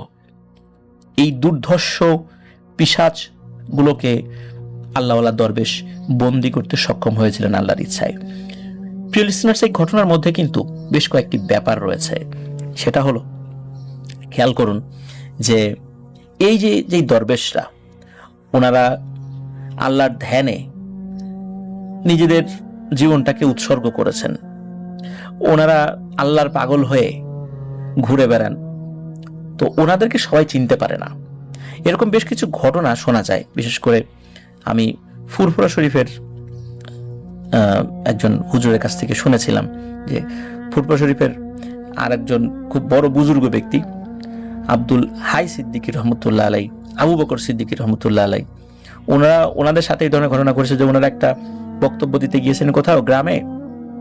তো স্টেজে সাদা কাপড় বেছানো, কাদা মিশ্রিত, সব সমস্ত শরীরে কাদা, একজন ব্যক্তি উঠে এসে ওই হুজুরের সাথে দেখা করবে। সবাই বলছে এই পাগল সর সর সর, এই কাপড় নোংরা হয়ে যাবে। তখন ওই যে স্টেজে বসা পীর সাহেব উনি বলেছেন এই ওকে আসতে দাও, আমার কাছে আসতে দাও। তখন ওই পাগল তার কাছে এলো, কানে কানে কি যেন বললো, হুজুরে হেসে দিলেন, পাগলও হেসে দিল, পাগলও হেঁটে চলে গেল। দেখা গেল ওই যে পাগলের শরীরে মাটি আছে, ও কাপড়ে কোনো মাটিই লাগে নাই। তো এরকম ঘটনা কিন্তু শুধু যে ফুরফুরা শরীফের হুজুরদের সাথে ঘটেছে তা না, এরকম বহু মানুষের সাথেও ঘটেছে। আপনারা এটা মুরব্বীদের কাছে জিজ্ঞেস করলে শুনতে পাবেন। তো এনাদেরকে কিন্তু ওই ধরনের বুজুর্গ ব্যক্তিরাই চেনেন, আমরা স্বাভাবিক মানুষরা চিনতে পারি না। আর স্বাভাবিক যে পাগলগুলো ঘুরে বেড়ায় রাস্তায়, আপনারা যেটা দেখবেন এদের অধিকাংশই কিন্তু নেশাগ্রস্ত, উন্মাদ, সত্যিকারের পাগল। এদের মধ্যে কেউ কেউ হয়তো বা থাকলেও থাকতে পারেন, কিন্তু এদের মধ্যে আল্লাহওয়ালা ব্যক্তিদেরকে খোঁজার চেষ্টা কেউ করবেন না, এটাই আমি অনুরোধ করব। কিন্তু তাই বলে পাগলকে কষ্ট দেবেন না, তাদেরকে অবজ্ঞা করবেন না, তাদেরকে অকারণে আঘাত করবেন না, তাহলে কিন্তু আল্লাহ তাআলার তরফ থেকে কিন্তু অটোমেটিক্যালি অভিশাপ নেমে আসবে আমাদের উপরে। এই বিষয়ে আমরা সতর্ক থাকব। প্রিয় লিসেনার্স, আসলেই সত্যিকারের বুজুর্গ ব্যক্তিদের হাতে অনেক কিছু সমাধান আল্লাহ তাআলা করেছেন। জানি না এই ধরনের মানুষের সাক্ষাৎ আমরা কেউ কখনো পাবো কিনা। যদি কখনো এই ধরনের কোনো সাক্ষাৎ, কোনো ব্যক্তির সাক্ষাৎ আপনারা পান, অবশ্যই তাদের কাছ থেকে দোয়া নেবেন, অবশ্যই অবজ্ঞা না করে তাদের কাছে দোয়া নেবেন। আবারও বলছি যে আমাদের দেশের অধিকাংশ পাগল, 99% পাগল কিন্তু ওনারা নেশাগ্রস্ত এবং সত্যিকারের পাগল। এই জন্য সবার মধ্যে আবার এটা খুঁজতে যাবেন না, কিন্তু তাদেরকে কষ্ট দেবেন না, এই অনুরোধটা করব। প্রিয় লিসেনার্স, চলুন আমরা এবারে চলে যাব আপনাদের সকলের প্রিয় জয় বড়ুয়া ভাইয়ের পাঠানো আরো একটি নতুন ঘটনা। ভাইয়ের পাঠানো এবারের ঘটনাটির নাম শমশের। এই নামটি উনি দিয়েছেন, আর নামটি এই ঘটনার সাথে যথোপযুক্তই বটে। এর সাথে কিন্তু আরেকটি শিরোনাম আমি দিয়েছি, নিষ্ঠুরতা যেখানে অগোচরেই থাকে। প্রিয় লিসেনার্স, আমরা তো শুধু জিনদের নিষ্ঠুরতার কথাই বিভিন্ন ঘটনাতে শুনি, জিন আছর করেছে, জিন এটা করেছে, ওটা করেছে। কখনো কি মানুষের নিষ্ঠুরতার কথা শুনতে আমাদের ইচ্ছা করে না? যে যেখানে জিনই ভিকটিম থাকে। প্রিয় লিসেনার্স, অদ্ভুত ও ব্যতিক্রমী এই ঘটনাটি এখন আপনাদের সামনে উপস্থাপন করতে চাই। চলুন শুরু করি ঘটনা। জয় বড়ুয়া ভাই মূলত যার কাছ থেকে ঘটনাটি সংগ্রহ করেছিলেন, ওনার নাম হচ্ছে ইসমাইল। উনি টুকটাক ঝাড়ফুঁক করেন এখনো। চট্টগ্রামের শাহ আমানত সেতুর বোয়ালখালী এলাকায় প্রতি শনি মঙ্গলবার সপ্তাহে 2 দিন উনি চেম্বার করেন, মানে টুকিটাকি ঝাড়ফুঁক করেন আর কি। তো এই ইসমাইল হুজুর ওনারা কিন্তু বংশ পরম্পরায় এই কাজগুলো করছেন। তবে ওনার বেলায় এসে বিষয়টা অনেকটাই কম। এই কারণে কম, অন্যদের মতো উনি অতটা কাজের লোড নিতে পারেন না, মানে অনেক চাপ উনি নিতে পারেন না, যার কারণে অন্য 8-10 জন সাধারণ ঝাড়ফুঁককারী মানুষের মতোই উনি চলছেন আর কি। তো ওনার বাবা, দাদা সবাই এসব কাজে বেশ পারদর্শী ছিলেন। বিশেষ করে ইসমাইল হুজুরের বাবা আর বড় ভাই ইকরাম হোসেন, তাকে সবাই পাশা হুজুর বলতো বা পাইশা হুজুর বলতো স্থানীয় ভাষা, মানে ভাবে আর কি। তো ওনারা আবার এসব কাজে বেশ পারদর্শী ছিলেন। আর ইসমাইল হুজুরের যিনি বাবা, তার নাম হচ্ছে ইমাম হোসেন। এই ইমাম হোসেনের একজন গুরু ছিলেন, তিনি একজন পাকিস্তানি কাবুলি হুজুর। যখন মহান মুক্তিযুদ্ধ শুরু হয় তখন এই ইমাম হোসেন, মানে এই ইসমাইল হুজুরের বাবা, উনি বাড়িতে কাউকে কিছু না বলে ভারতে চলে যান। তো উঠন্ত বয়সী এক বাংলাদেশি ছেলে, আবার মুসলিম, উনি হিন্দু এলাকায় চলে গিয়েছিলেন। তখন তো আমাদের এলাকায় পাকিস্তানি হানাদার বাহিনীরা হিন্দুদের উপর বিশেষ করে বেশ নির্মম নির্যাতন চালাতো। এই কারণে একজন মুসলিম একা একা, আত্মীয় স্বজন নাই, চলে গেছেন এরকম একটা জায়গায়, তখন ওখানে বেশ কিছু অবহেলার শিকার হবেন, এটাই স্বাভাবিক। তো ওখান থেকে উনি কোনোভাবে ঘুরতে ঘুরতে, কখনো বাসে কখনো ট্রেনে, এভাবে উনি সীমান্ত পেরিয়ে পাকিস্তানে চলে গিয়েছিলেন। তো পাকিস্তানের একটি জায়গায় উনি গিয়েছিলেন, ওই জায়গাটার নাম হচ্ছে আমিনাবাদ। এই আমিনাবাদের এক মসজিদে গিয়ে উনি উপস্থিত হয়েছিলেন। কেউ পরিচিত না থাকায় মসজিদের বারান্দায় রাতের বেলা উনি ঘুমিয়ে পড়েছেন। তখন ওনার বয়স 18-19 এরকম হবে। গভীর রাত্রে এক অদ্ভুত শব্দে উনি জেগে ওঠেন। তিনি দেখলেন পাকিস্তানি কাবুলি পোশাক পরিহিত এক হুজুর সালাত আদায় করছেন। ওনার গলায় বিভিন্ন ধরনের মালা, উনি যখন সেজদা দিচ্ছিলেন তখন গলায় থাকা বিভিন্ন পুঁথির মালা, মাদুলি এসবের আওয়াজ হচ্ছিল, কারণ উনি যখন সেজদা দিচ্ছেন গলার ওই মাদুলি বা পুঁথিগুলো ফ্লোরে লাগছিল, তখন এক ধরনের ঝুনঝুন টাইপের শব্দ হচ্ছিল। তো এই শব্দ ওনার ঘুম ভাঙলেও উনি আবারও ঘুমিয়ে পড়েন। এবার তার আবারও পুনরায় ঘুম ভাঙে একটা কোমল হাতের স্পর্শে। চোখ খুলে দেখেন ওই কাবুলিওয়ালা হুজুর তার কপালে হাত বুলিয়ে দিচ্ছেন। তিনি তো হতচকিত হয়ে উঠে যান। অপরিচিত হুজুরটি তার কপালে হাত বুলাচ্ছে। তখন ওই হুজুরটি বলে ওঠে, ভয় পাস নে বাবা, ফজরের নামাজের সময় হয়েছে, নামাজ পড়ে নে। তুই ক্ষুধার্ত, আমি তোকে খাবার দিব, তার আগে আয় আমরা নামাজ পড়ে নেই। এসব বলে সেই হুজুর নিজেই মসজিদের ভেতরে ঢুকে নামাজে দাঁড়িয়ে গেলেন।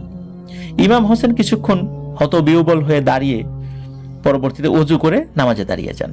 নামাজ শেষে মসজিদের বাইরে গিয়ে দেখেন সেই হুজুর হাসি মুখেই তার দিকে তাকিয়ে আছেন আর বলছেন, ওরে পাগল, এত বড় হলি, মুসলিম ঘরের সন্তান, এখনো ভালো করে নামাজ পড়তে জানিস না ঠিক করে? যেমন মন চায় তেমন করে কি তাকে ডাকলে তিনি সাড়া দেবেন? তবে তাকে ডাকার জন্য তুই যে দাঁড়িয়েছিস তাতেই পরম করুণাময় খুশি, কারণ তিনি মহান এবং বরকতময়। আয় চল আমরা যাই। অপরিচিত মানুষের মুখে বাংলা ভাষায় কথা উনি শুনছেন, কারণ পাকিস্তানে ওইখানে গিয়ে বাংলা ভাষায় কারো মুখে কথা শুনবেন, ওখানে তো উর্দু ভাষায় কথা বলে সবাই। তো বাংলা ভাষায় কথা বলার কারণে উনি চিন্তা করলেন যে, ইমাম হোসেন চিন্তা করলেন যে হয়তোবা ইনিও বাংলাদেশি হবেন, এখানে আছেন বা আত্মীয় স্বজনরা এখানে আছে, এই কারণে মুক্তিযুদ্ধের সময় এখানে এসেছেন, না আগে এসেছেন এখন যেতে পারছেন না দেশে, এরকম চিন্তা করেছেন আর কি। তো শুরুর দিকে অপরিচিত মানুষের সাথে যেতে তার মন সায় দিল না। চুপচাপ দাঁড়িয়ে আছে দেখে সেই হুজুর আবার তাকে বলে ওঠে, আরে ভয় পাস না রে বাপ, আমি জানি তুই এদেশে পালিয়ে এসেছিস, আমিও তোর মতোই পলাতক, বহুকাল বহু দেশে পালিয়ে বেরিয়েছি, সংসার ধর্ম করি নাই, আয় আমার সাথে আয়, কোনো ভয় নেই। তো ইমাম হোসেনের মনে কিছুটা আশার আলো জাগে, কিছুটা আশ্বস্ত হয় আর কি। উনি সেই অপরিচিত কাবুলি পোশাক পরা মানুষটার পেছন পেছন যেতে লাগলেন। বেশ কিছু দূর হাঁটার পর ওনারা একটা মোটামুটি জনমানব কম এমন একটা জায়গায় একটা গাছের নিচে গিয়ে বসেন। সেই মানুষটি ইমাম হোসেনকে বলেন, কি ভয় লাগছে? তো কিছুক্ষণ চুপ থেকে ইমাম হোসেন সেই অপরিচিত হুজুরকে জিজ্ঞেস করেন, আপনি কে? কিভাবে আপনি আমাকে চিনলেন? সেই হুজুর নাকি তাকে বলেন, আমি তো তোর নাম গ্রাম সবকিছু চিনি রে, তুই এত চিন্তা করিস কেন? তো এসব কথোপকথনের মধ্যেই হঠাৎ আরেকজন মানুষ কোথা থেকে এসে হালুয়া, রুটি এবং সাথে কিছু পানি এগুলো দিয়ে গেল তাদেরকে। আশেপাশে কোনো বাড়িঘর বা হোটেল না থাকায় ইমাম হোসেন বেশ অবাক হলেন, কোথা থেকে এলো এসব। এসব ভাবতে ভাবতে চিন্তার গভীরে যাবে, ঠিক তখনই সেই কাবুলি হুজুর তাকে বলে ওঠেন, আরে কি চিন্তা করছিস এত, বিসমিল্লাহ কর, তুই তো ক্ষুধার্ত। তিনিও নিজে একটা রুটি আর হালুয়া মুখে দিয়ে বিসমিল্লাহ বলে খেতে শুরু করলেন। বেশ ক্ষুধার্ত থাকার কারণে ইমাম হোসেনও বিসমিল্লাহ বলে 7-5 না ভেবে খেতে শুরু করলো। অদ্ভুত স্বাদের রুটি আর এমন হালুয়া জীবনে উনি যেন প্রথম খাচ্ছিলেন। ক্ষুধার্ত ছিলেন, বেশ গোগ্রাসেই খাবার খাচ্ছিলেন। এইভাবে গোগ্রাসে খাবার খাওয়া দেখে হুজুর তাকে বলে উঠলেন, আরে পাগল, আস্তে খা আস্তে খা, সবকিছু তোর জন্যই, কেউ ছিনিয়ে নিয়ে যাবে না রে, ধীরে সুস্থে খা, গলায় আটকে যাবে তো। বেশ কিছু খাবার খাওয়ার পর ইমাম হোসেন হঠাৎ খেয়াল করলেন যে সেই হালুয়া রুটির বেশিরভাগই রয়ে গেছে। তো মনে মনে অবাক হলেন যে এত খেলো তারপরও বেশিরভাগ খাবারই রয়ে গেল। এবার সেই হুজুর কাকে যেন উদ্দেশ্য করে বললেন, অন্য ভাষায় বলেছিলেন যে, শমশের আজ ভি তুনে হামে পান দেনে মে ভুল গায়া, শমশের আজও তুই আমাকে পান দিতে ভুলে গেলি।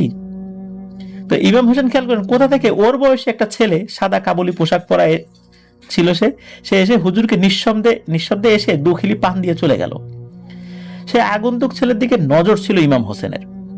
তার দৃষ্টি নিজের দিকে ফেরাতে সেই হুজুর ইমাম হোসেনকে বলে উঠলেন, কি দেখছিস রে, তোর খিদে কমছে তো?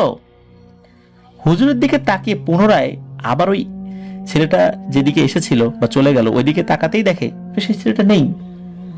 ইমাম হোসেন জিজ্ঞেস করে ওই হুজুরকে, যে হুজুর ছেলেটা কে? তখন হুজুর বলেন, ওর নাম শমশের, এসব খাবার ওর বাড়ি থেকেই নিয়ে এসেছে, কিন্তু এখানে তো কোনো বাড়িঘর নেই, বলল ইমাম সাহেব, মানে ইমাম হোসেন আর কি।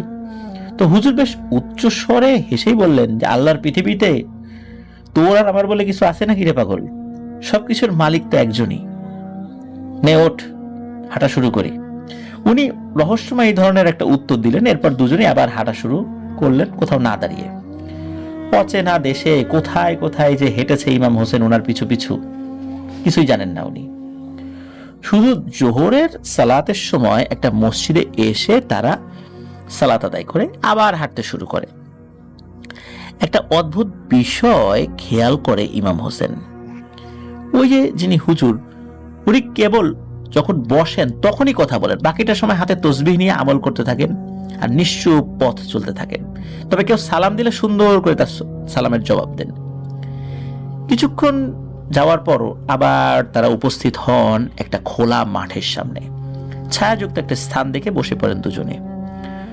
হুজুর বলে ওঠেন, জোরসে প্যাস লাগা হায় রে শমশের, কুছ পিনে কে লিয়ে লাও, আর বহুত ভুক লাগি হয়, মানে অনেক চেষ্টা পেয়েছে শমশের, কিছু পানি আনো, আর কিছু খিদেও পেয়েছে, এরকম এটার উত্তর আর কি, মানে বাংলা করলে যেটা হয়। ইমাম হোসেন খেয়াল করলেন কোথা থেকে সেই ছেলেটা আবার এসে তাদেরকে লাল রঙের কিছু পানীয় আর বেশ কিছু খাবার ফল দিয়ে গেল। তো বিসমিল্লাহ বলে হুজুর পানীয় পান করে খাবার খেতে লাগলেন। এতক্ষণ অবাক হয়ে কাণ্ড দেখতে থাকা ইমাম হোসেনকে হুজুর পুনরায় ডেকে কিছুটা দৃষ্টি বিভ্রান্ত করে দিতে সেই অপরিচিত ছেলেটা এদিকে উধাও। হুজুরও চাচ্ছিলেন যে ও কিছুটা দৃষ্টি ফেরা। তো হুজুর বলেন যে আগে খেয়ে নে রে পাগল, তারপর সবকিছুই খুলে বলবো। যথারীতি ইমাম হোসেন খেয়াল খুশি মতো পেট ভরে খেলো। কিছু খাবার জীবনও সে কখনো দেখেও নাই। এবারও সে একই কাণ্ড। দুজনে এত খাবার খাওয়ার পরও বেশিরভাগ খাবারই রয়ে গেছে। হুজুর জিজ্ঞেস করে, পেট ভরেছে? ইমাম হোসেন বলেন, জি আলহামদুলিল্লাহ, পেট ভরেছে। এবার হুজুর বলেন, নে এবার কিছুক্ষণ ঘুমিয়ে নে। ইমাম হোসেন খেয়াল করেন হুজুর নিজে না ঘুমিয়ে তসবিহ নিয়ে কি কি যেন আমল করেই চলেছেন। অপ্রয়োজনে একটা কথাও তিনি বলেন না। তো এসব চিন্তা করতে করতে কখন যে ইমাম হোসেন ঘুমিয়ে গেছেন উনি কিছু জানেন না। যখন তার ঘুম ভাঙে তখন তিনি দেখেন যে তাকে ঘিরে 4-5 জন তারই বয়সী ছেলেরা বসে আছে। অপরিচিত এতগুলো মুখ একসাথে দেখে সে তো খুবই অবাক হয়ে যায়, ধর্মরিয়ে উঠে পড়ে এবং সে নিজেকে আবিষ্কার করে একটা ধবধবে সাদা ভবনের ভেতর। চারদিকে তাকিয়ে ভয়ে সে যেই না কান্নাকাটি করতে যাবে এমন সময় দেখতে পায় একটু দূরে সেই হুজুর চোখ বন্ধ করে তসবিহ নিয়ে আমল করছেন। ইমাম হোসেন তো দৌড়ে তার কাছে গিয়ে হাত চেপে ধরে বলেন যে, হুজুর আমাকে কোথায় নিয়ে এসেছেন? হুজুর চোখ খুলে বলেন, ভয় পাস নেই, আগে গিয়ে গোসল করে নে, নামাজের সময় হলো বলে। হুজুরের কথায় আশ্বস্ত হলে ইমাম হোসেন দেখল সেই শমশেরকে। সে এসে তাকে একদিকে নিয়ে যাচ্ছে। একটু পরে ইমাম হোসেন দেখল তারা একটা অনেক সুন্দর পুকুরের মতো একটা জায়গায় এসে উপস্থিত হয়েছে। এত সুন্দর পানির পুকুর জীবনে কখনো সে দেখেনি। নেমে গোসল সেরে উঠতে এসে দেখলো শমশের তার জন্য সাদা কাপড়ের কাবুলি পোশাক নিয়ে দাঁড়িয়ে রয়েছে। সে কাপড় চেঞ্জ করে আবার আগের ভবনে আসতেই দেখে শত শত সাদা পোশাকের অদ্ভুত গড়নের সব মানুষের অবয়ব সারি সারি করে দাঁড়িয়ে আছে, তারা নামাজ আদায় করবে বলে। ইমাম হোসেন এক কোনায় দাঁড়িয়ে যায়। খেয়াল করলো নামাজ শুরু হবার সাথে সাথেই এতক্ষণ মানুষের অবয়বে থাকা সবার আকার আকৃতি পুরোটাই চেঞ্জ হয়ে গেছে। কেউ লম্বা একটা রশির মতো সাদা আলো, কেউ গোল একটা সাদা বলের মতো আলো, কেউ বা সাদা ধোয়ার মতো বিরাজ করছে, অথচ কেউই তাদের নামাজের কাতার থেকে এক বিন্দু সরছে না। ইমাম হোসেন কিন্তু নামাজেই দাঁড়িয়েছিল, কিন্তু হঠাৎ করে এই দৃশ্য দেখে নামাজের ভিতরে এসে তাকিয়ে এগুলো দেখছে। আর ওই জিনিসগুলো তাদের ওই আকৃতিতে তারা নামাজ আদায় করছে। এসব কোত্থেকে এলো? আর এই ধরনের অতিকার দৃশ্য দেখে এক পর্যায়ে ভয়ে চোখ বন্ধ করে কোনো রকমে মাটিতে বসে আল্লাহ আল্লাহ করতে থাকে ইমাম হোসেন। কিছু সময় পর নামাজ শেষে তার মনে হলো ওই ভবনে আর কেউ নেই। এবার সে ভয়ে মাথা তুলে দেখে পুরো ভবনটাই খালি। এতক্ষণ লোকে একদম লোকারণ্য ছিল এই জায়গাটা, হঠাৎ করে কেমন যেন উধাও হয়ে গেল। সে ভালো করে চারদিকে খেয়াল করতে দেখে কিছু দূরে সেই হুজুর যথারীতি তসবিহ নিয়ে আমল করে চলছেন। দৌড়ে গিয়ে তাকে বলেন, আমি চলে যাব এখান থেকে, আমাকে নিয়ে যান, এরা তো মানুষ না, এ কোথায় নিয়ে আনলেন আমাকে?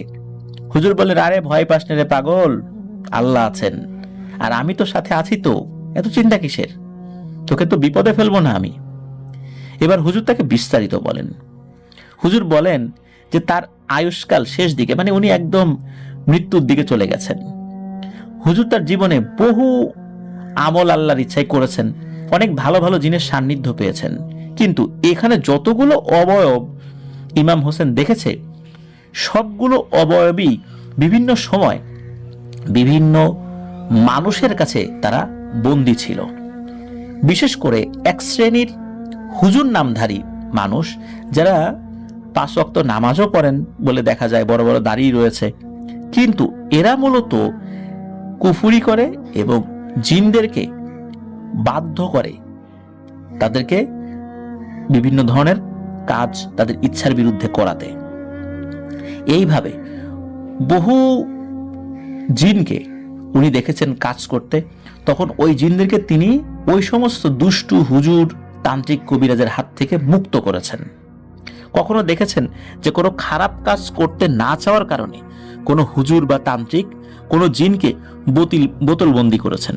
তো উনি যখন ওই দিক দিয়ে গিয়েছেন, অন্য জিনেরা বলেছে যে এরকম একটা জিন, সে এরকম খারাপ কাজ করতে রাজি না হওয়ার কারণে এই জায়গায় সে বন্দী আছে। এইভাবে উনি তাকে ওইখান থেকে মুক্ত করেছেন। আর মুক্ত হওয়ার পর ওই জিনেরা তো আসলে ভালো ছিল, সবগুলো ভালো জিনকে উনি মুক্ত করেছেন।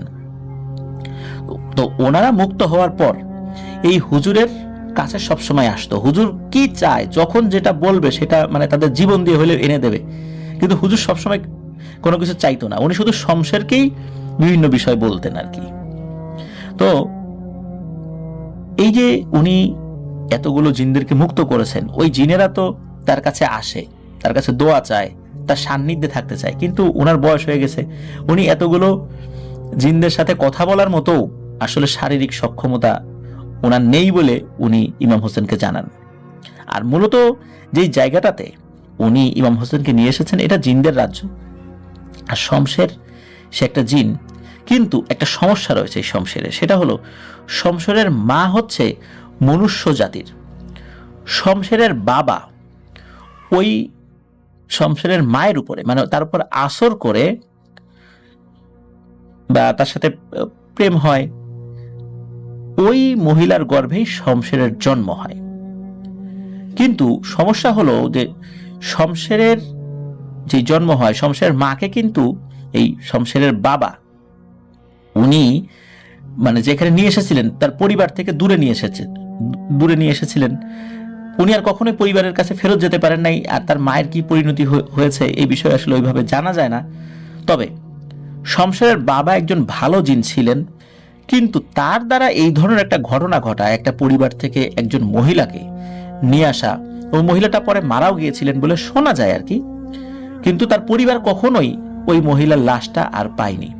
এখন শমশেরের বাবা একজন ভালো জিন হওয়ার পর তার দ্বারা এই ধরনের একটা ঘটনা ঘটলো, এইটা শমশেরের বাবা যেই জিনদের গোত্রে ছিলেন, এই গোত্রের সর্দার, উনি মেনে নিতে পারেন নাই যে তোমার দ্বারা এই ঘটনা কেন ঘটলো, তোমার কাছে তো এটা আমরা আশা করি নাই, আর এটার একটা শাস্তি আছে, তুমি কেন ওই মহিলাকে তার পরিবার থেকে বিচ্যুত করলা? আর ও মারা গিয়েছে, ঠিক আছে, মারা যাবে তোমার হাত নাই, কিন্তু তুমি তো তাকে নিয়ে এসেছো, এই কারণেই হয়তো সে মারা গেছে বিভিন্ন কারণে। সুতরাং তুমি তো একই সাথে হত্যার অপরাধেও, পরোক্ষ হত্যার অপরাধেও অপরাধী। আর তুমি আমাদের গোত্রের নিয়ম ভঙ্গ করেছো, তুমি নিয়মের বাইরে গিয়ে এই কাজটি করেছো।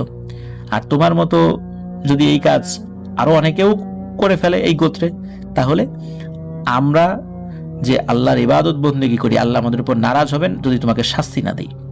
এই কারণেই নাকি ওই শমশেরের বাবাকে, ওই গোত্রের যিনি সর্দার, উনি আমৃত্যু কারাদণ্ড দিয়েছেন। এক হলো শমশেরের মায়ের মৃত্যুর পরোক্ষ কারণ হিসাবে একটা তার বিরুদ্ধে অভিযোগ, আর একটা হলো জিনদের অনুমতি ব্যতীত তাদের যে নিয়ম, এই নিয়মের বাইরে গিয়ে তিনি এই কাজটি করেছেন। এই কারণেই মূলত তাকে বন্দী করা হয়েছে। এখন এই শমশের যেহেতু সে কোনো মনুষ্য জগতের কারো গর্ভে হয়েছে, এই জন্য নাকি তাকে কোনো একটা মানুষের সান্নিধ্যে থাকতে হয়। এই কারণে এই শমশের সে এই যে কাবুলি হুজুর যিনি তার সাথে আছেন।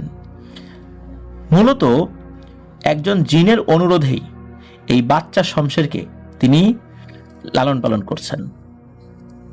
এই শমশের কিন্তু খুবই পরাক্রমশালী এবং শক্তিধর একটা জিন, এবং ও তার পিতা তো বন্দী, তার সাথে দেখা করতে পারে, কিন্তু মা তো মারা গেছে।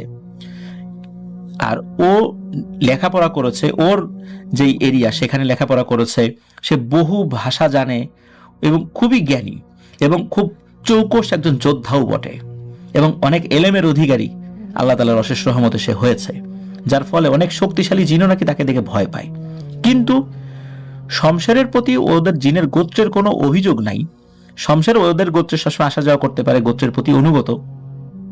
তার পিতার জন্য সে গোত্রের প্রধানের কাছে ক্ষমাও চায়। তো গোত্র প্রধান বলেছে যে যখন মনে হবে তার, তখন সে এই বিষয়টা বিবেচনা করবে।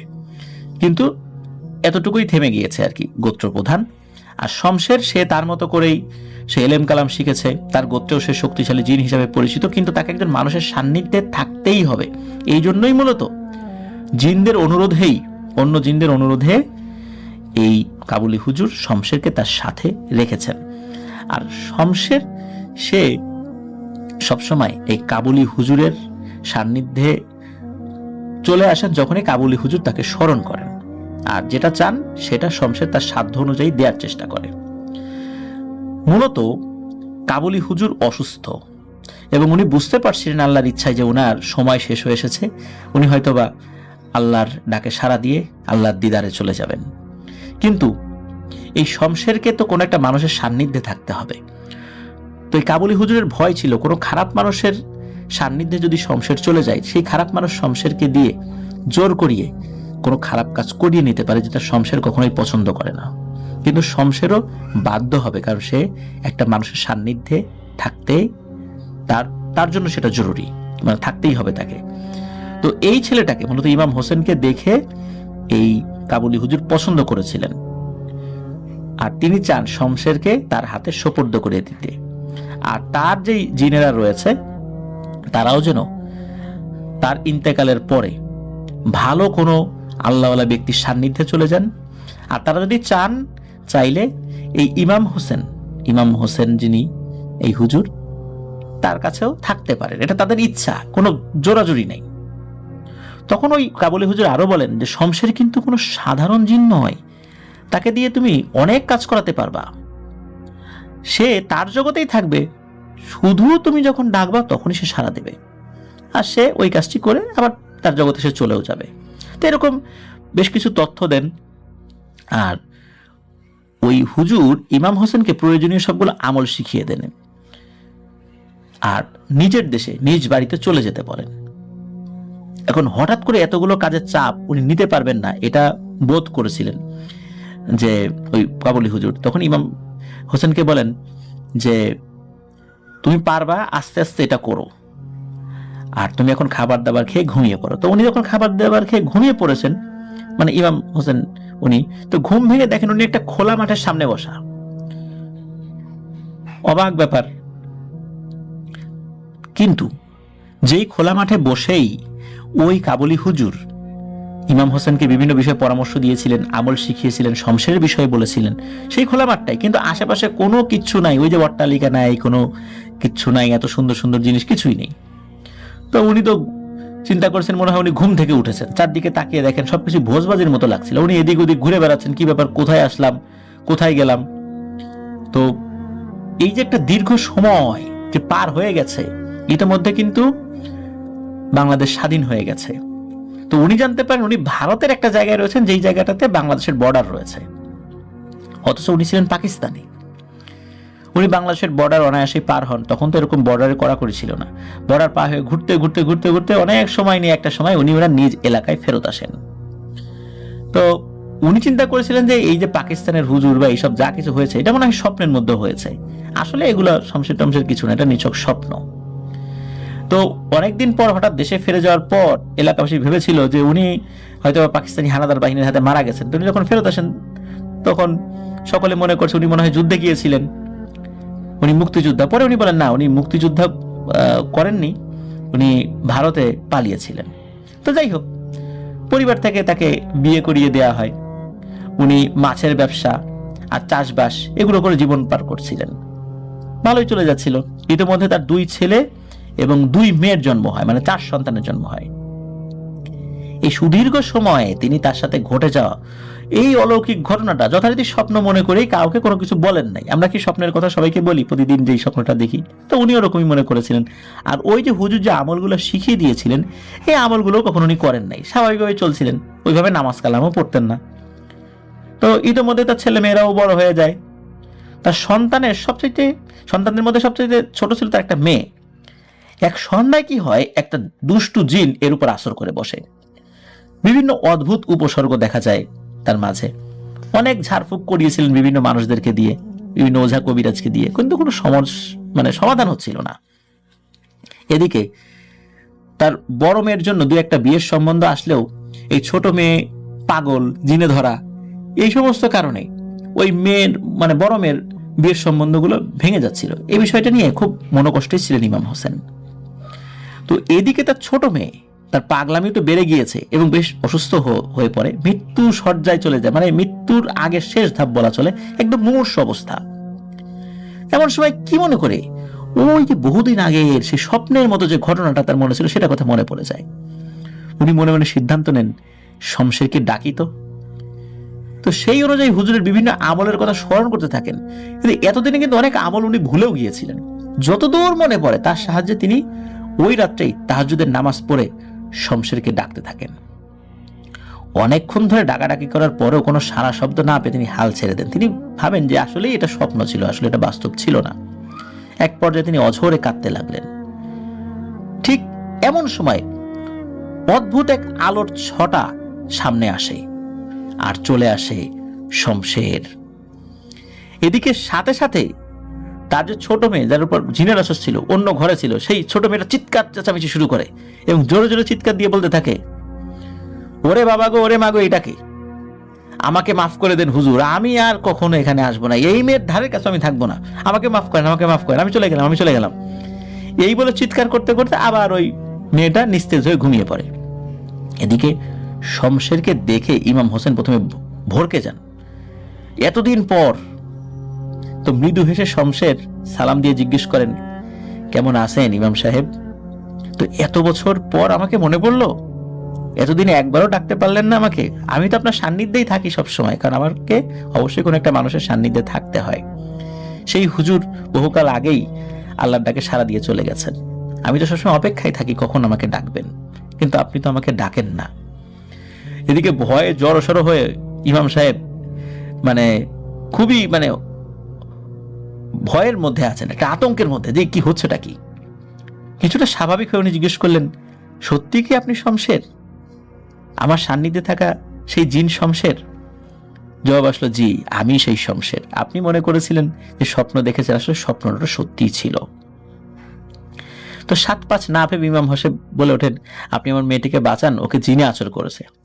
তো শমশের বলল যে আমাকে দেখেই তো সে পালিয়েছে, কাছে যাওয়ারও প্রয়োজন হয় নাই, আর কোনো সমস্যা নেই। এই কথা শমশের মুখে শোনার পর দৌড়ে ইমাম হোসেন তার মেয়েকে দেখতে গেলেন। দেখলেন তার মেয়ে ঘুমাচ্ছে। পরদিন থেকে তার মেয়ে পুরোপুরিভাবে সুস্থ।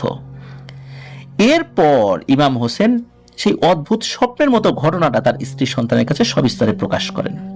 তো এক কান দুকান করে খবরটা চারপাশে ছড়িয়ে যেতে থাকে।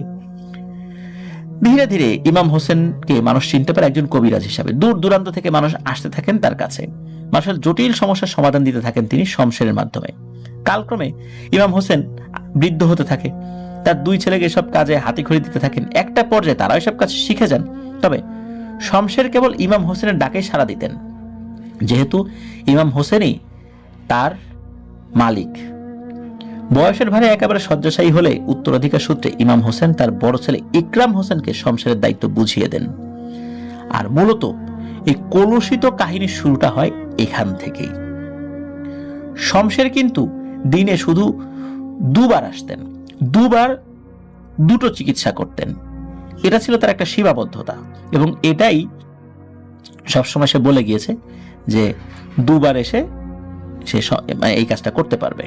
তো এইভাবে চলছিল। কিন্তু এই যে ইসমাইল হুজুর, ইনি কিন্তু নারায়ণ নামক একজন কবিরাজ টাইপের লোকের একজন সতীর্থ। মানে তারই শিষ্য আর কি।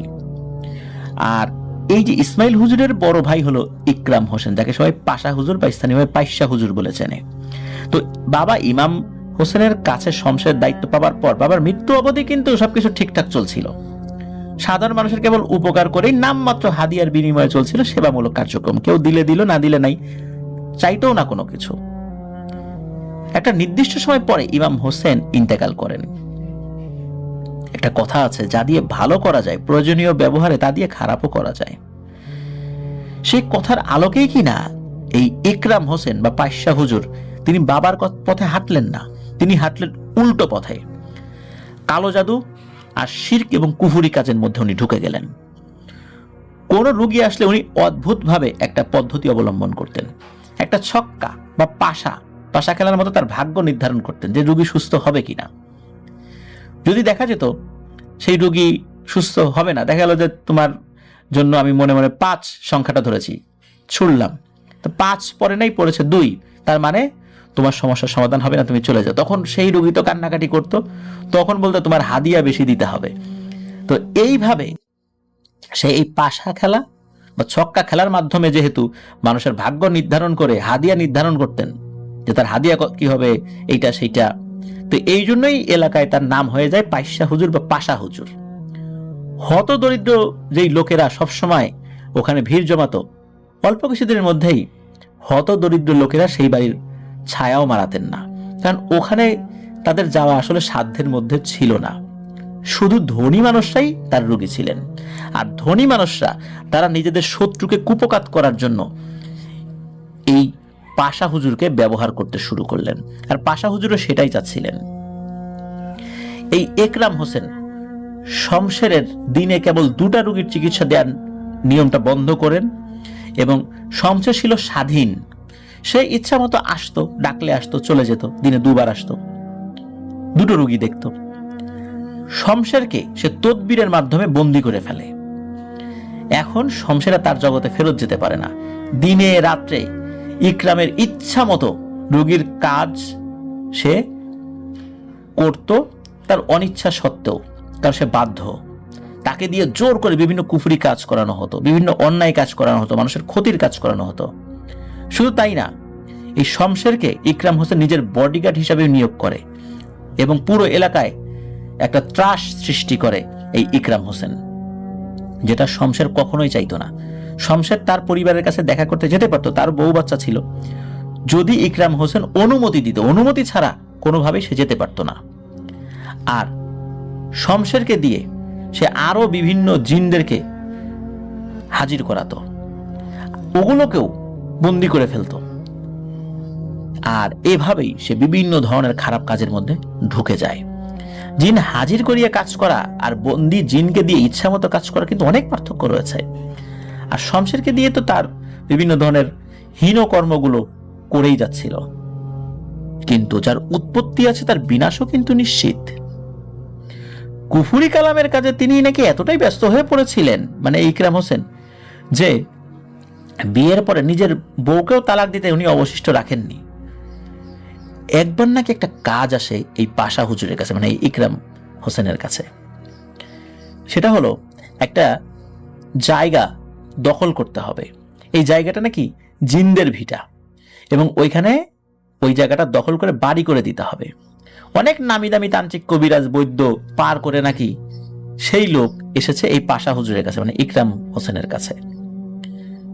যথারীতি এই ইকরাম হুজুর চিন্তা করলেন যে তার এই যাবৎকাল পর্যন্ত করা সবচেয়ে জটিল কাজের মধ্যে এইটা একটা। হুকুম দিলেন শমশেরকে, শমশের বিস্তারিত জানাও, এটা কি?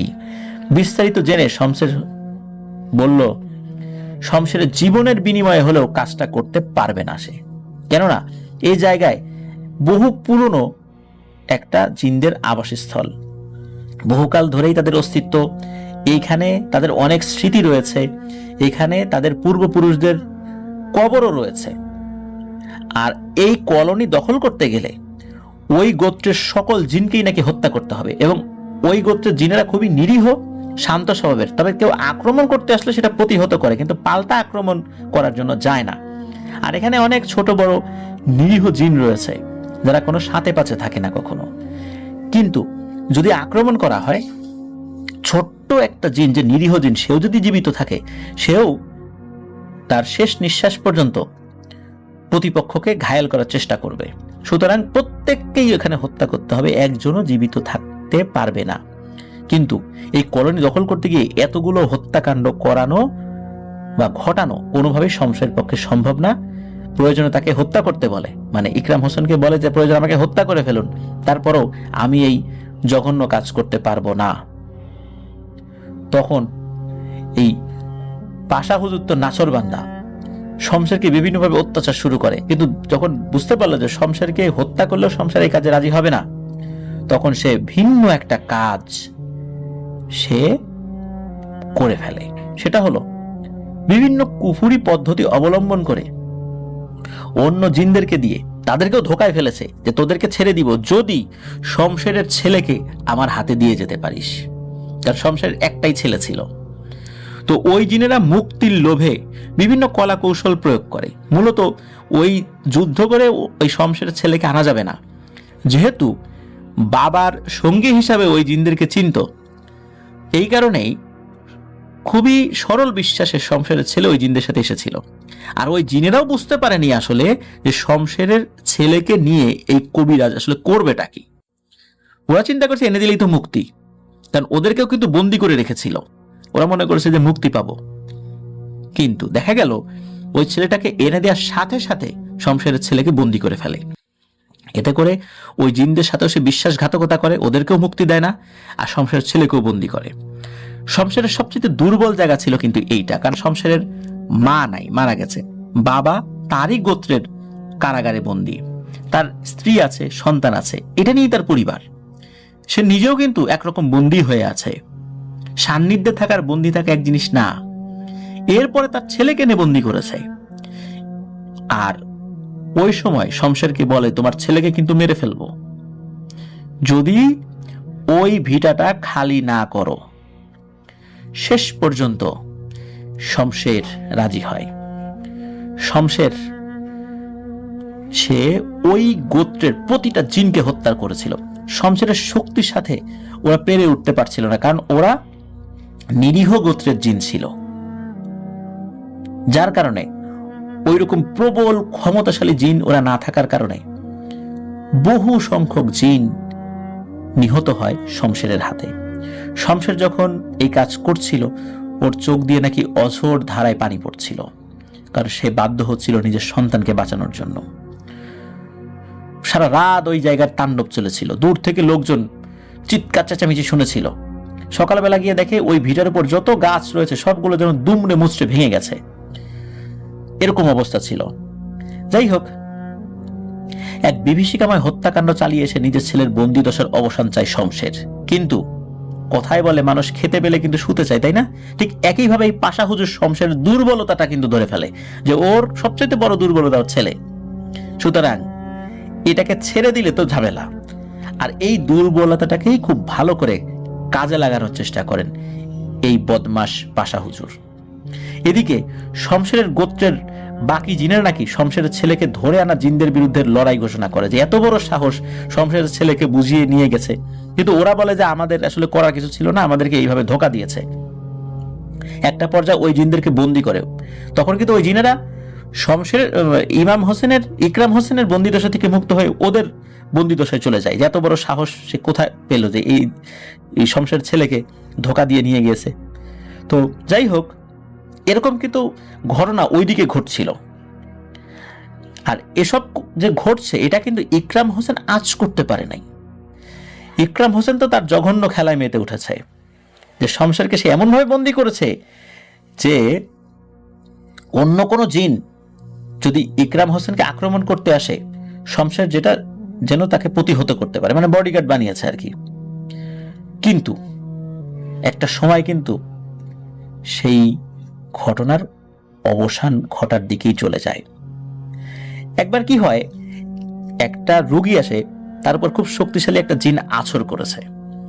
তো যখন ওই চিকিৎসার সময় জিনকে হাজির করা হয় এবং হাজির করার জন্য রুকিয়া শুরু করেন, তখন ওই সময় ওই জিনের আত্মীয় স্বজন আরো শক্তিশালী জিনেরা, ওরা শমশেরের থেকে শক্তিশালী না কিন্তু তারাও শক্তিশালী, এরা এই ইকরাম হোসেনের চারদিকে হাজির হয়ে যায়। ওরা প্রথমে শমশেরকে দেখে ভয় পেয়েছিল যে শমশের হয়তো ওদেরকে আক্রমণ করবে, কিন্তু দেখে যে শমশের চুপচাপ দাঁড়িয়ে আছে। তখন ওই জিনেরা বুঝতে পারে শমশের তাদেরকে কিছুই করবে না, বরং শমশেরের মৌনতাই বলে দিচ্ছে যে এই ইকরাম হোসেনকে আক্রমণ করার জন্য। ইকরাম হোসেনের তো কোনো চিন্তাই নাই, শমশের তো আছেই।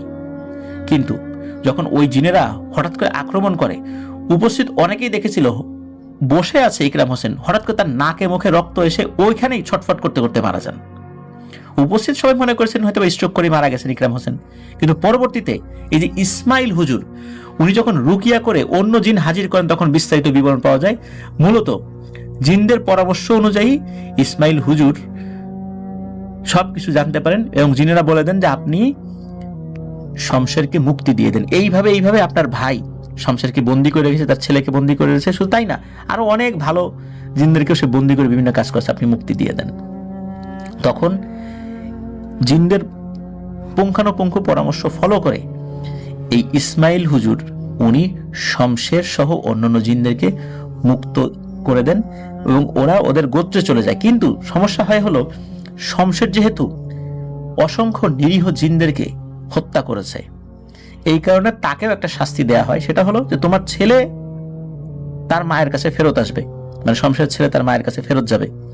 তুমি তোমার সন্তানদের সাথে যোগাযোগ করতে পারবা, দেখতে পারবা, কিন্তু তুমি আমাদের সমাজ আর ঢুকবা না। তুমি যে অপরাধ করেছো, এত বড় অপরাধের শাস্তি তো তোমাকেও মৃত্যুদণ্ড দেওয়া দরকার। কিন্তু যেহেতু তোমার ছেলেকে বন্দি করার কারণে তুমি বাধ্য হয়েছিলে এই কাজ করতে, এই জায়গাতে তোমাকে এতটুকু ছাড় দেয়া হলো। তুমি তোমার সন্তানদের সাথে দেখা করতে পারবা, সবকিছুই করতে পারবা, পরিবারের সাথে দেখা করতে পারবা, কিন্তু আমাদের সমাজের সদস্য হয়ে থাকতে পারবা না।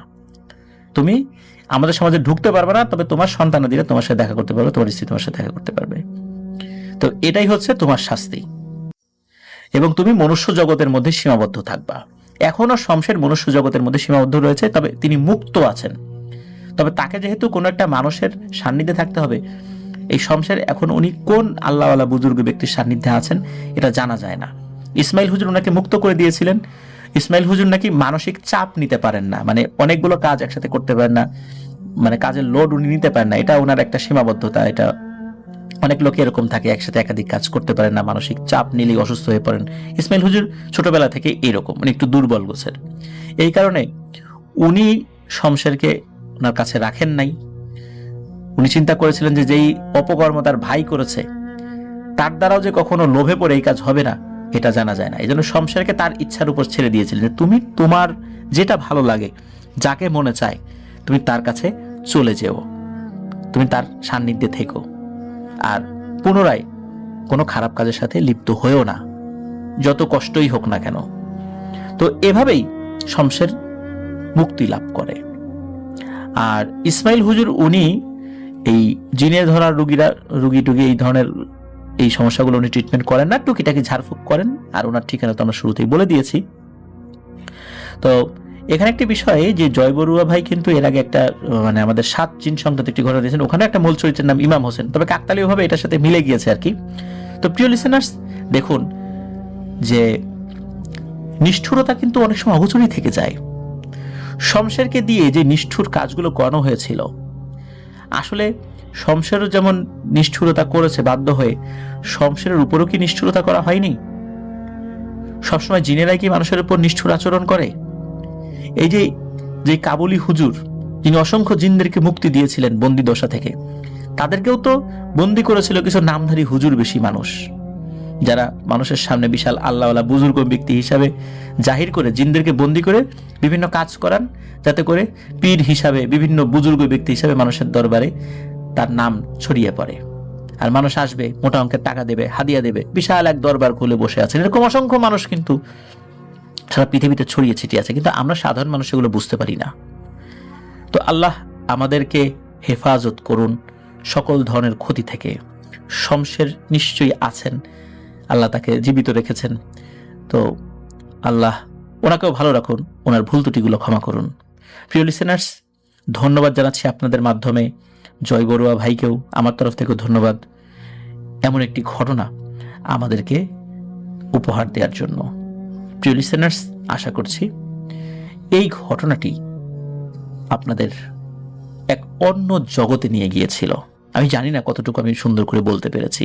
আমি ভয়েস আর্টিস্ট নই, আমার সীমাবদ্ধতাগুলোকে আপনারা ক্ষমা সুন্দর দৃষ্টিতে দেখবেন। প্রিয় লিসেনার,